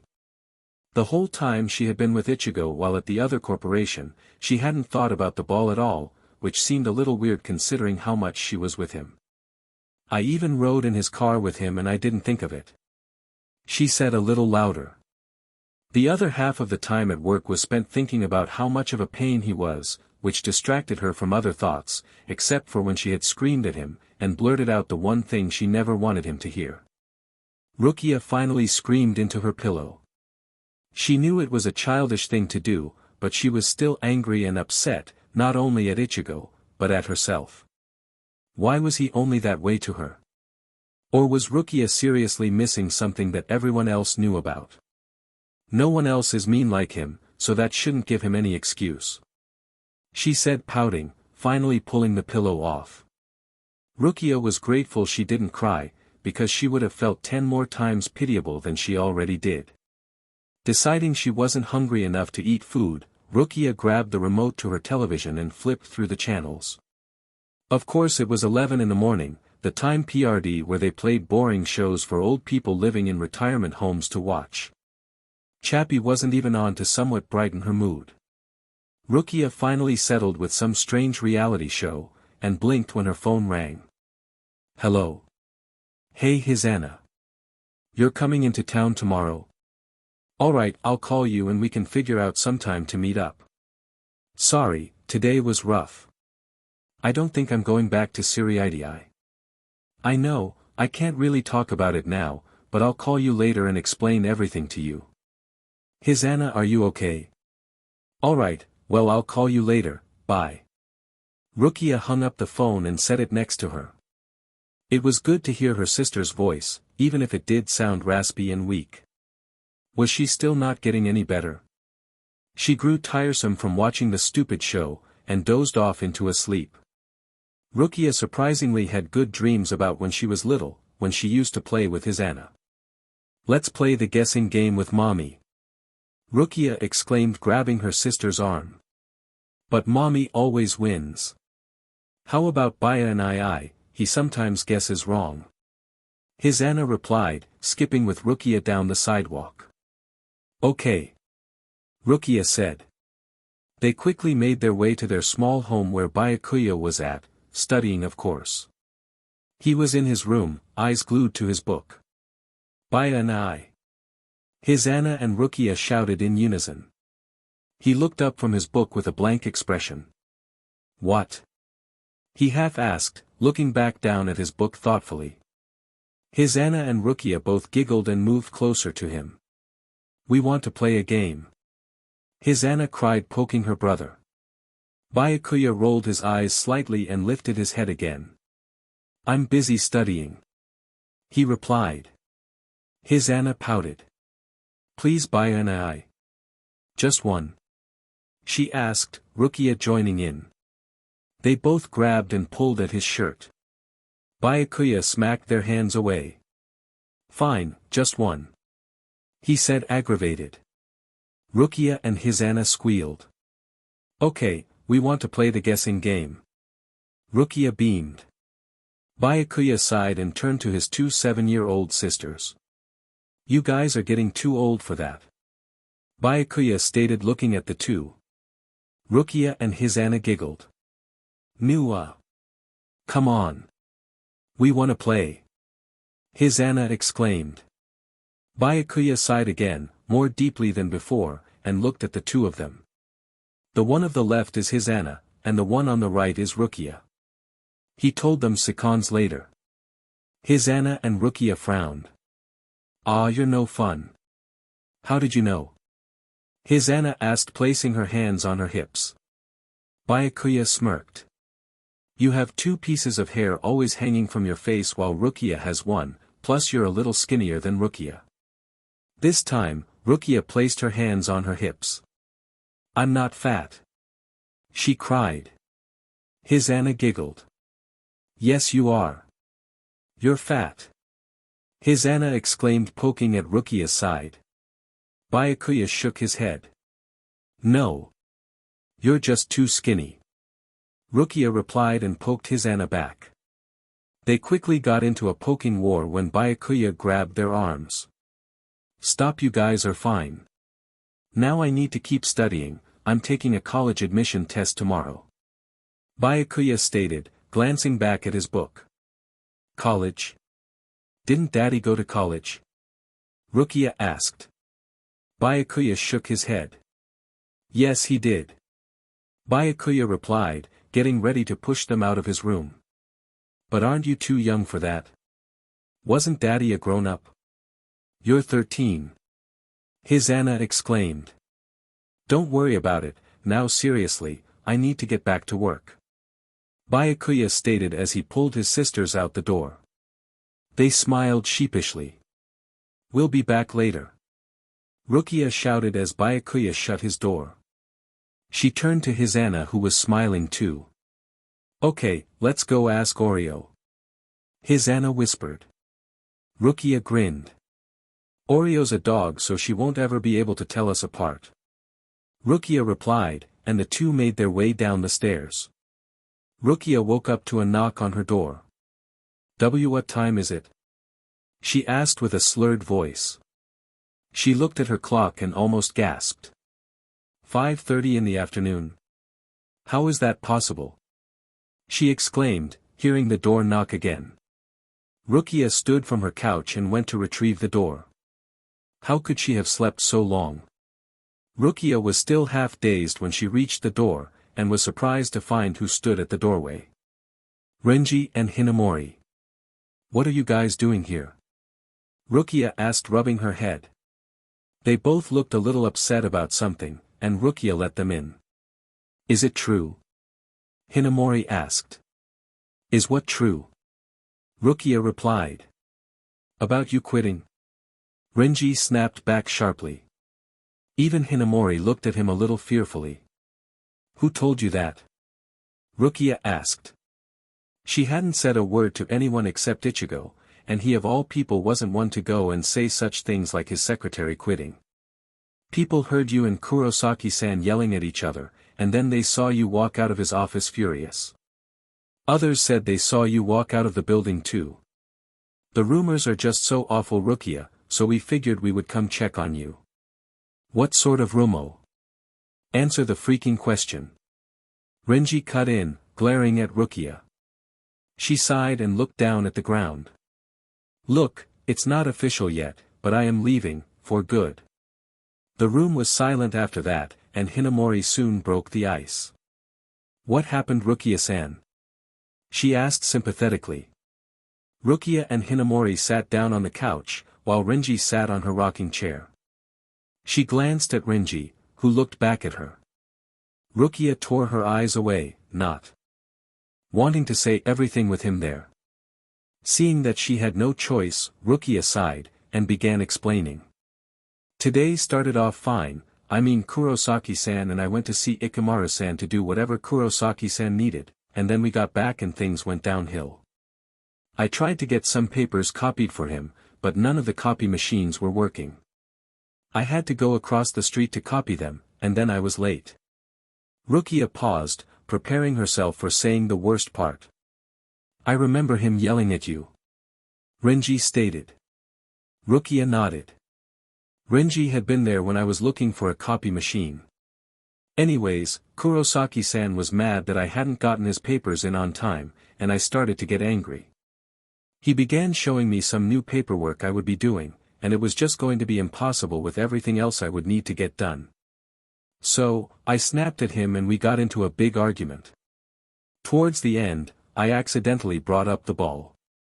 Rukia's words grew quiet at the end and Hinamori's eyes widened. What do you mean you brought up the ball? Hinamori asked, looking shocked. I told him how I kissed him. What? Renji shouted, grabbing the arms of his chair tightly. Hinamori and Rukia looked up at him. Oh, it's a long story, I'll tell you later. Hinamori said, waving her hand at him. Rukia shook her head fast. No. Don't tell him. This is a secret I told you. Rukia exclaimed. Hinamori shrugged her shoulders. A little late now, don't you think? She asked. Rukia closed her eyes. If you tell anyone, Renji, I'll kill you. Rukia said in a teasingly manner. Renji was in too much shock to get her serious joke. Is Kurosaki-san mean to you? Rukia asked Hinamori. She shrugged her shoulders. He's not mean really, but he's not nice either. I don't know, he's like that to everyone. Hinamori replied. I know I was his secretary, but the things he said were just so rude. Rukia stated. So you're going to quit then? Hinamori asked, snapping Rukia out of her sudden gaze. She pressed her hands together, looking down. I'm sorry, but I just can't take it anymore. I've tried for the past 3 months now, and it's only gotten worse. Rukia said. Hinamori didn't look satisfied. I don't want you to go. Hinamori began. How about just one more try? If it doesn't work out then you can leave. Rukia shook her head. How can I even talk to him now when I've admitted what happened? Hinamori's smile dropped. I don't know what to say about that one. Have you told Aizen-san yet? Renji asked, finally speaking. Rukia looked at him. The irritation was read easily on his face, and she wondered if he was jealous, like during the whole elevator occurrence. No, I'm going to his office tomorrow, where I can hopefully avoid seeing Kurosaki-san. Rukia told the two. So, tell me about the rumors. Rukia asked.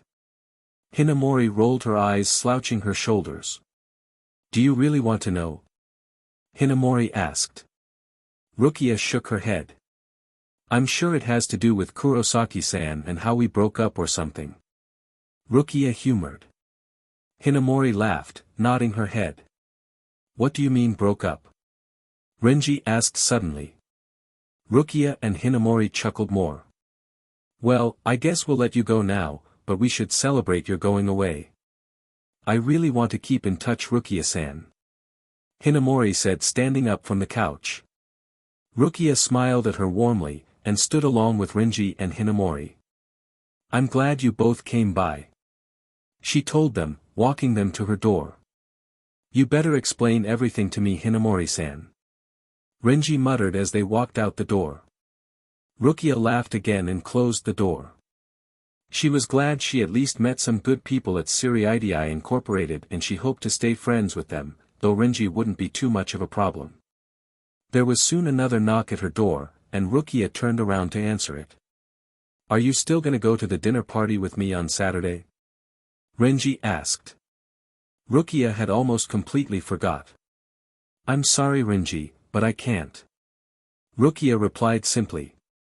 Renji nodded, seeming to understand why she wouldn't attend, and left her apartment. Rukia didn't go to bed until much later, since she had slept for nearly 6 hours that morning. Honestly, how did I sleep that long? Rukia thought as she crawled into bed. She really didn't want to go back, but if she wanted to be professional, she needed to take responsibility for her leave. Rukia would have given a 2 weeks notice, but seeing as she couldn't handle a single day, 2 weeks was out of the question. The next morning, Rukia made her way to IchiRuki Incorporated around 9 o'clock. Why not sleep a little later? Rukia thought. Though she would probably be sleeping in until she found a new job, which she hoped wouldn't last too long. The moment Rukia walked into the building, people were already looking at her and whispering. She rolled her eyes and walked down the halls. After remembering his office was on the 20th floor, Rukia decided to take the stairs. To her surprise, the walk-up didn't take too long, and only more people stared at her when she finally reached the 20th floor. Rukia kept her head forward, and approached the lady at the desk right in front of Aizen's office. I would like to speak with Aizen-san. Rukia asked politely. The lady looked at her strangely and nodded. Just a sec. She replied, and got on the phone. Yes, Aizen-san, Kuchiki Rukia wants to speak to you. Right, okay. The woman hung up the phone. You can go inside now. The woman said, pointing towards the door. Rukia smiled, pulling her purse closer to her. She pushed the door open. Aizen was reading some sort of paper, and looked up when Rukia walked in. "Oh Kuchiki-san, please come in," he said, smiling his warm smile. Rukia smiled back awkwardly, and walked into his office, not being able to stop herself from looking at displays of art in his room. "Have a seat," he offered, pointing to the chair in front of his desk. Rukia took the seat, wondering why he hadn't offered it last time. He placed his hands underneath his chin, resting on his elbows. "How are you Kuchiki-san?" he asked. Rukia kept her purse in her lap, holding onto it tightly. "All right, I suppose," she replied. Rukia needed to stay professional, yet honest at the same time. It was her first time to actually quit a job, and she wanted to get it down right. "I heard from Ichigo-san that you felt you needed to quit, is this true?" he asked. Rukia paused for a moment, and nodded. "Yes," she replied. "I know I'm not supposed to, but can I ask why?" Rukia paused again. What could she say to him without sounding pathetic? She wasn't going to be rude and not say anything at all. The words flowed out her mouth nevertheless. "I'm just not feeling comfortable with the new secretary job," she replied, trying to keep eye contact with him. Aizen stared at her for a minute, his smiling never faltering. "I'm sorry to hear that Kuchiki-san. I really hate to lose such a great employee. I know Kurosaki-san can be a tough boss sometimes, but he's good about making sure people get their work done," Aizen said smiling. Rukia froze in her seat. Why was he bringing him into this? "Sorry, well, if you're sure this is what you want, then you are free to go," Aizen said to her, standing to shake her hand. "Thank you for the opportunity one had to work here," Rukia replied, shaking his hand firmly. She turned around and slowly walked towards the office door, which felt like eternity. Before Rukia's hand touched the handle, she paused and took a deep breath. This was the end of Summmary Incorporated, a small part of her life.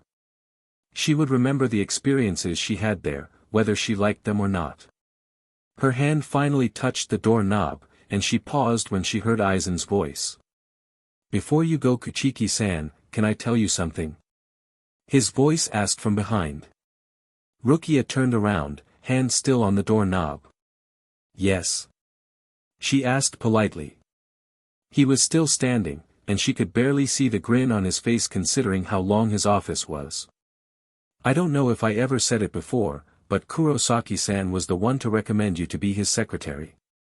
Rukia's eyes widened. "What?" she asked in shock. Aizen nodded. "Yes, just a few hours after his previous secretary quit, I came up to him asking if he knew anyone who would be good and quick to work for him. Your name was the only one he said." Aizen told her, hands on both of his sides. Rukia looked down at the ground in utter confusion. "I have to go now," Rukia told him, turning around again. "You're more than welcome to come back Kuchiki-san, you're a hard worker after all." Rukia nodded from behind, and left his office. Ch10 A new perspective. Rukia walked out of Aizen's office with a feeling she could not quite point out. She was so deep in thought that she didn't realize a person in front her, running straight into the person. "Oh, sorry," Rukia mumbled, not glancing back at whoever it was. She pushed the door open that led to the stairs and began taking each step slowly. Aizen's words floated through her brain, and she knew the man could be very persuasive, but she just didn't see how it was possible. Why did he even tell me that anyways? She whispered rather loudly, suddenly feeling frustrated. Rukia shouldn't have cared, she shouldn't have been bothered by it, but it was eating at her sides too deeply. She finally stopped after nearly tripping on a step and sat down, placing her head in her hands. "I don't know if I ever said it before, but Ichigo-san was the one to recommend you to be his secretary." Rukia closed her eyes and took a deep breath, hoping it would help to relax her. It didn't. She clenched onto the corners of her hair, wanting to just about scream. "Kurosaki Ichigo is the most frustrating person in the world," Rukia muttered. "Why would he recommend her to be his secretary anyways?" Wasn't he the one who made her do a report all over because she misplaced one flipping comma? Rukia groaned, not wanting to think about all the other times he made her do insane tasks, which she did manage to get done at the nick of time, usually. So what was his deal? I should have never agreed to be his secretary. Stupid Aizen-san. She whispered, hoping Aizen wouldn't pop out from behind the corner. Rukia should have ignored Aizen's last comment, and left Siri Incorporated then and there, but there she was, sitting on the steps, thinking about her career choices. It wasn't even possible to go back anyways. Minus going insane from what Ichigo had thrown at her, she utterly humiliated herself in front of him. Rukia refused to let her echoing words speak even in her mind, or she really would scream. Just knowing that he knew that she kissed him literally made her sick to her stomach. How could she ever face him again? Why would she even want to? Why did Aizen-san say it? She repeated. Did Aizen lie to her for some reason? Rukia was pretty sure he wouldn't, but who knew? The comment was so out of the ordinary for a man like him that it just didn't seem possible, and Rukia had this gut feeling that he wasn't lying. She was really getting irritated that it was bothering her so much. Kurosaki-san's been nice once. Rukia thought, remembering everything she went through on the elevator. He made sure she was safe, which did surprise her, and she thought maybe things would change between them. Almost instantaneously following, he acted colder than before. It was as if the whole thing never happened on the elevator. Comparing the masquerade ball to how he acted almost felt impossible. Again, why am I thinking about it so much? Rukia cried. She was sick of thinking about him, but no matter what she did, the orange-haired JRK wouldn't leave her alone. Was it because he tortured her so much? She needed to talk to someone and get advice from a different point of view. Hinamori-san. Rukia whispered, standing up slowly so she wouldn't risk getting dizzy. Fainting on a bunch of stairs probably wouldn't be a good thing. With her luck, Ichigo would probably be the one to save her. Rukia stared down at the steps, took a deep breath, and started moving again. She walked even slower than before, not minding to take her time. Hopefully she's in her office. Rukia mumbled, glancing at the exit doors as she passed. Hinamori wasn't too far away from her office, or rather, her old office. Though going to Hinamori's office meant a higher risk of running into Kurosaki Ichigo, she tried to ignore that small detail, and prayed that by some miracle he wouldn't come in sight of her. 5 minutes later, Rukia was standing outside Hinamori's office knocking lightly. When nobody responded, Rukia started to walk away, feeling embarrassed for some reason. Then again, there were people walking around her, some smirking while others glared. She should have been used to the rude looks by then, and she instead glared back. The door opened from behind. Hello? Rukia-san? Hinamori asked. Rukia turned around slowly, smirking just slightly. Hinamori looked extremely tired for some reason, but smiled at seeing Rukia. Come in. She exclaimed, grabbing Rukia's arm. To pull her in her office. You know. I don't think I've ever been in here. Rukia mumbled, glancing around at some pictures of Hinamori. It's not too different from yours. Hinamori replied, sitting down at her desk. Rukia took a seat by a small table, setting her purse down. Are you busy?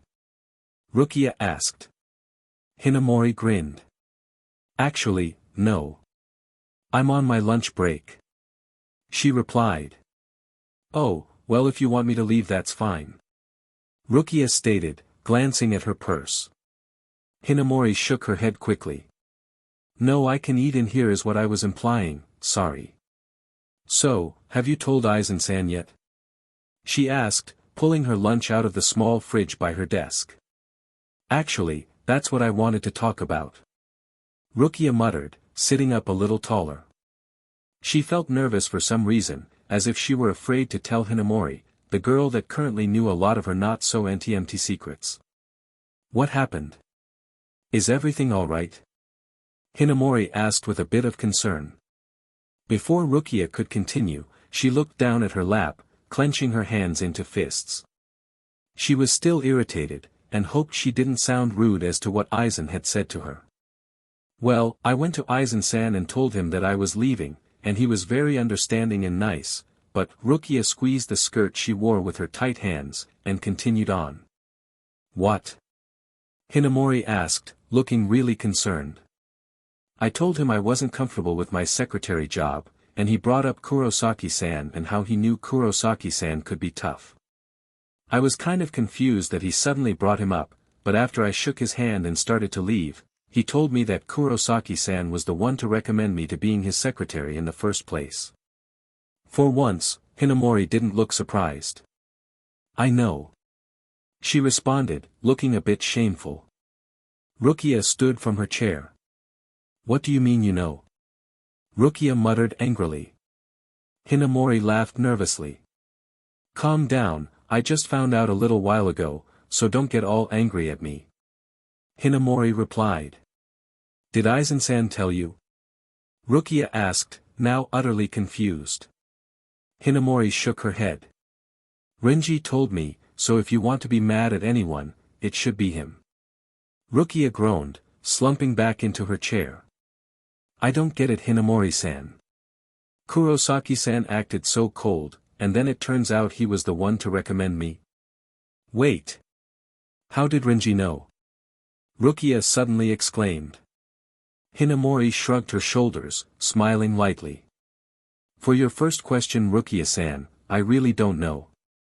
It is rather odd, considering how he has been towards you, and as for Renji, I'm not sure, but I knew he wasn't lying. I've told you how jealous he sounded before, but this time, it was crazy. He was fuming at me about it. Rukia didn't care at the moment to hear about how jealous Renji was, for there was another person on her mind. What do I do, Hinamori-san? When Aizen-san told me that about Kurosaki-san, I felt lost all of the sudden, guilty even. After everything Kurosaki-san did to me, I felt guilty. Hinamori smiled. Then don't quit. Her words were simple, and yet they brought something so controversial to Rukia's at the moment one-track mind. Don't quit. Hinamori-san. How can I not? I mean, I didn't even survive one full day as his secretary. Rukia said much louder than before. Did it ever occur to you that maybe you're the one being rude to him? Hinamori asked. Rukia's eyes widened. What? I've always been as nice as I can to him. Yes, I know the last time I sort of lost it, but he was being a total JRK. Rukia replied, trying her best to defend herself. I understand, but Kurosaki-san wouldn't just for any reason recommend you, and only you, to be his new secretary. He must see something good in you, and I really think you should give it a second shot. Hinamori told her, taking a bite of her lunch. Rukia looked down back at her lap again. Was Hinamori right? Rukia was never disrespectful to Ichigo, minus her last talk with him, but she suddenly felt blame. She knew Kurosaki Ichigo wouldn't just recommend her to be his secretary unless he knew that Rukia was worth it. Just try again, Rukia-san, really. Aizen-san is really understanding, and if he said all that about Kurosaki-san suddenly, then he knows good and well that Kurosaki-san is tough. I know it's hard for you, but I really have this feeling that you should. And who knows, maybe Kurosaki-san will come to his senses and be a little less cold. But what about everything I said to him? What about the ball? Rukia asked. Hinamori shook her head. Just forget it ever happened, Rukia. It was a while ago and people were drinking. Just don't make it awkward. Like I said, if it doesn't work out, then quit, but half a day is not enough time to get a real feel for the job. Who knows? Maybe Kurosaki-san will eventually soften up on you. Hinamori stated, laughing a little towards the end. Rukia rolled her eyes, smirking. I doubt that last part, but I don't know, Hinamori-san. It is something I'll have to think about. Hinamori threw her lunch bag away. Yes, it is definitely something you should consider. I know it's been rough for you, and I know you've been trying, but try a little more, and you never know what could happen. Rukia smiled finally, glad to know how serious Hinamori was about Rukia's situation. I know I probably sound mean right now, but I've really gotten to know you, Rukia-san, and seeing you every day and what you and everyone else has to put up with, I think you can do it. I don't know Hinamori-san, but I think I'll go ask Renji more about Kurosaki-san. Rukia told her. Hinamori walked Rukia to the door. Be careful how you word things. Like I said, Renji was extremely jealous. Hinamori replied, giggling slightly. Rukia grinned, and opened the door. You can do it, Rukia-san. Hinamori cheered loudly, causing people around to glance at her strangely. Rukia waved at her weakly, saying goodbye, and headed towards the stairs. Rukia found that even though the stairs could be tiresome, they calmed her, giving her time to think, unlike on the elevator, where she solely concentrated on getting to and from the floors in one piece. Renji was standing outside his office, looking over what looked like a file when Rukia approached him, feeling rather nervous. Oi, Rukia! Renji nearly shouted in surprise. He nearly dropped his files, causing Rukia to roll her eyes. She shook her head humorously and looked at him. I wanted to ask you about something that you've apparently known about for some time and not bothered to say anything to me about it. Rukia muttered, crossing her arms tightly over her chest. Renji looked confused for a second, but something seemed to dawn on his as he pulled Rukia into his office. What are you talking about? Renji asked, eyeing Rukia suspiciously as he shut his door behind him. Kurosaki Ichigo, and how he apparently recommended me to be his secretary. Rukia shot back, glaring back just as intensely. Renji's sharp gaze dropped slightly, and he scratched the back of his head. Did Hinamori tell you? Renji asked, looking confused. Rukia rolled her eyes and couldn't help smacking his arm. No, actually, Aizen-san himself told me. Rukia replied, inching closer to make her evil glare look even scarier. Renji didn't look affected by it. So what was the point of you coming here to tell me this? Renji asked with an irritated voice. Rukia was surprised at finding how similar he sounded to Ichigo. Look, I just wanted to know how you found out about it, you know, Kurosaki-san saying what he said to Aizen-san. Rukia mumbled. It was a rather uncomfortable question to ask him. Renji sighed, and took a seat at his desk. I just happened to come into Aizen-san's office one day, and Kurosaki-san was in there. They were discussing you and your files. Kurosaki-san was saying how well written one of your reports was, and Aizen-san looked pretty happy, though he's always smiling. Rukia was shocked. Kurosaki Ichigo, the person who was always cold, emotionless, a monster at times, had complimented her. She smiled after that, not fully understanding why. He really said something nice about me? Rukia asked in more of a whisper. Renji looked really annoyed at that point, but Rukia didn't care. You deserve it after all. You work so freaking hard. Renji said with a much softer voice.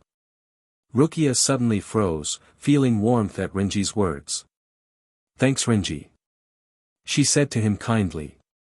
Renji rolled his eyes and walked to his desk. Whatever, it's no big deal. So I'm guessing you told Aizen-san that you were quitting? Renji asked, sounding annoyed once again. Rukia nodded, clutching onto the side of her purse. Yeah, but you know, I talked to Hinamori-san, and I don't know if I want to quit just yet. Rukia mumbled. She looked at Renji to see him staring at her. What? She asked, a little embarrassed. Renji sighed again, rubbing the back of his neck. I guess Hinamori's right. You should give it another shot. Really, Kurosaki-san was saying some really nice things about you, at least for someone like him. Renji replied. Rukia turned to head out the door. I'm guessing Hinamori-san told you the whole story now, right? About the ball? She asked, not daring to face him. Yeah, she did. He replied. His voice held no humor whatsoever, but something much more serious. I don't know how to act around him if I do come back. Rukia said softly. She nearly jumped when she felt a hand on her shoulder. Just give it a go. He told her, staring down at her rather closely. Rukia smiled and scooted back quickly. I guess I could, and if it doesn't work out, then I could just quit. Aizen-san did say I was welcome back. Rukia stated, beaming a little. Well, hey, if you are coming back, then how about going to the dinner party with me? Renji asked. Rukia rolled her eyes, grinning. Yes, Renji, if I come back, then I'll go with you, but even if I do agree to come back, I don't know how soon. She muttered. Rukia said her goodbyes to Renji and left the building, wanting to talk to one more person. Rukia quickly remembered that his Anna was coming into town, and that brightened her mood even more. That was all she needed at the moment. Going home didn't sound very soothing, so she went to the cafe by her apartment, deciding to finally spend the gift card Renji had given her for her birthday. She sat at a table near a window, watching the different people of Karakura town walk by. Rukia smiled when she saw two little girls holding hands, skipping, as they followed who appeared to be their mother down the sidewalk. I really want to see his Anna. Rukia whispered, pulling out her cell phone to call her. His Anna didn't answer, and Rukia rolled her eyes. When her food was ready, she brought it back to her table, and began eating slowly. At the moment, she felt peaceful. Renji would never lie to her about something like Ichigo complimenting her, and she could see it was hard for him to say it as she stood in his office, wanting answers. Then why does he act so mean? Rukia asked herself. She couldn't even enjoy her food because of the big question in her head. Should she stay at Summmary Incorporated? Hinamori and Renji sure thought she should, but it was her decision. Could Rukia handle seeing Ichigo every day after knowing what she admitted to him? Her thoughts came to a stop when her phone rang. His Anna. Hey, are you here yet? Okay, cool. Yeah, I'm at that cafe by my apartment, you know, the only one. I already got my food, but I haven't really started eating yet. Okay, come on. I'll see you in a little while, bye. His Anna was at the cafe in 7 minutes, and Rukia pushed some of her food out of the way so she had a little more room. Aren't you going to get some food? Rukia asked. His Anna shook her head. No, it's okay. I have a strict diet. She replied, pulling out a sandwich and a bottle of water. His Anna still looked thin, and her face looked much paler than last time. Are you alright, His Anna? Rukia asked. His Anna looked aggravated by the question. Yeah, I'm fine. She replied shortly, dropping her purse onto the ground. Rukia raised an eyebrow, but let His Anna's words pass. She never snapped at Rukia in such a way. Alright, so tell me about why you're leaving Summmary Incorporated. His Anna asked, taking a small bite from her disgusting-looking sandwich. Rukia went into girl talk mode, giving His Anna every detail she could think of in 10 minutes. She started all the way from finding out who her mystery prince was, all the way to wanting to quit. His Anna was laughing at the end. I told you that finding out who the guy was would be awkward. His Anna cried, laughing some more. Rukia rolled her eyes, not daring to admit that her sister had won the stupid argument from a month ago. And the worst part is that I told him. His Anna, some people were telling me not to quit, to stay at Summmary Incorporated, but I just don't know anymore. How can I really face him again? His Anna rolled her eyes. Rukia, she began, patting her sister on the head. Do you know how many people that I work with have slept with each other and have faced each other every single day? It's a normal thing. Just don't think about it. Okay, yeah, I know that people do that kind of thing, but I think my situation is a little different considering it was my boss at the time and I had no idea. It wasn't like a mutual thing where we knew we were going to wake up to nothing being different. That one stupid kiss has totally messed up everything. Rukia exclaimed. Then quit, Rukia. Either way, it's your decision. Finding a job right now is going to be a nightmare, but if you really don't think you can handle it, then don't. But I know you better than anyone, Rukia, and I think you can do it. Just try. His Anna told her, not looking sympathetic at all. She could hear Hinamori and Rinji's words echoing in her brain, saying almost the exact same thing as her sister. Was Rukia just being a wimp? Was she a coward for not wanting to face him? His Anna glanced at her watch and stood up. Oh crap. I forgot about a meeting I have. I'm sorry, but I have to go. His Anna said quickly, stuffing her drink in her purse. Rukia chuckled lightly, not surprised. Well, when will you be back in town? Rukia asked, following her sister out the door. His Anna called for a taxi, and turned to her sister. How come I always have to be the one to visit you? Because sometimes you're in Paris, France, and I can't exactly take time off to go there any time soon. Rukia replied to her sister's teasing comment. His Anna laughed and waved goodbye to her twin. Anyways, I don't know the next time I'll be back, but I'll call you when I know. Love you, bye. His Anna yelled as the taxi pulled away. Rukia grinned to herself and turned into the other direction, deciding she wanted to walk to her apartment.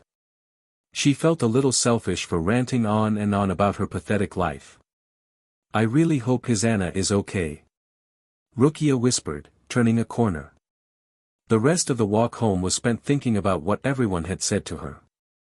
Aizen, Renji, Hinamori, and even her sister his Anna, had told her the same thing. Rukia was a big girl and could make her own decisions, but for once, she was siding with everyone was telling her. And it looked like someone else was going to be giving their opinion as Rukia walked up to her stairs, finding Kurosaki Ichigo standing next to her door, hands shoved in his pocket.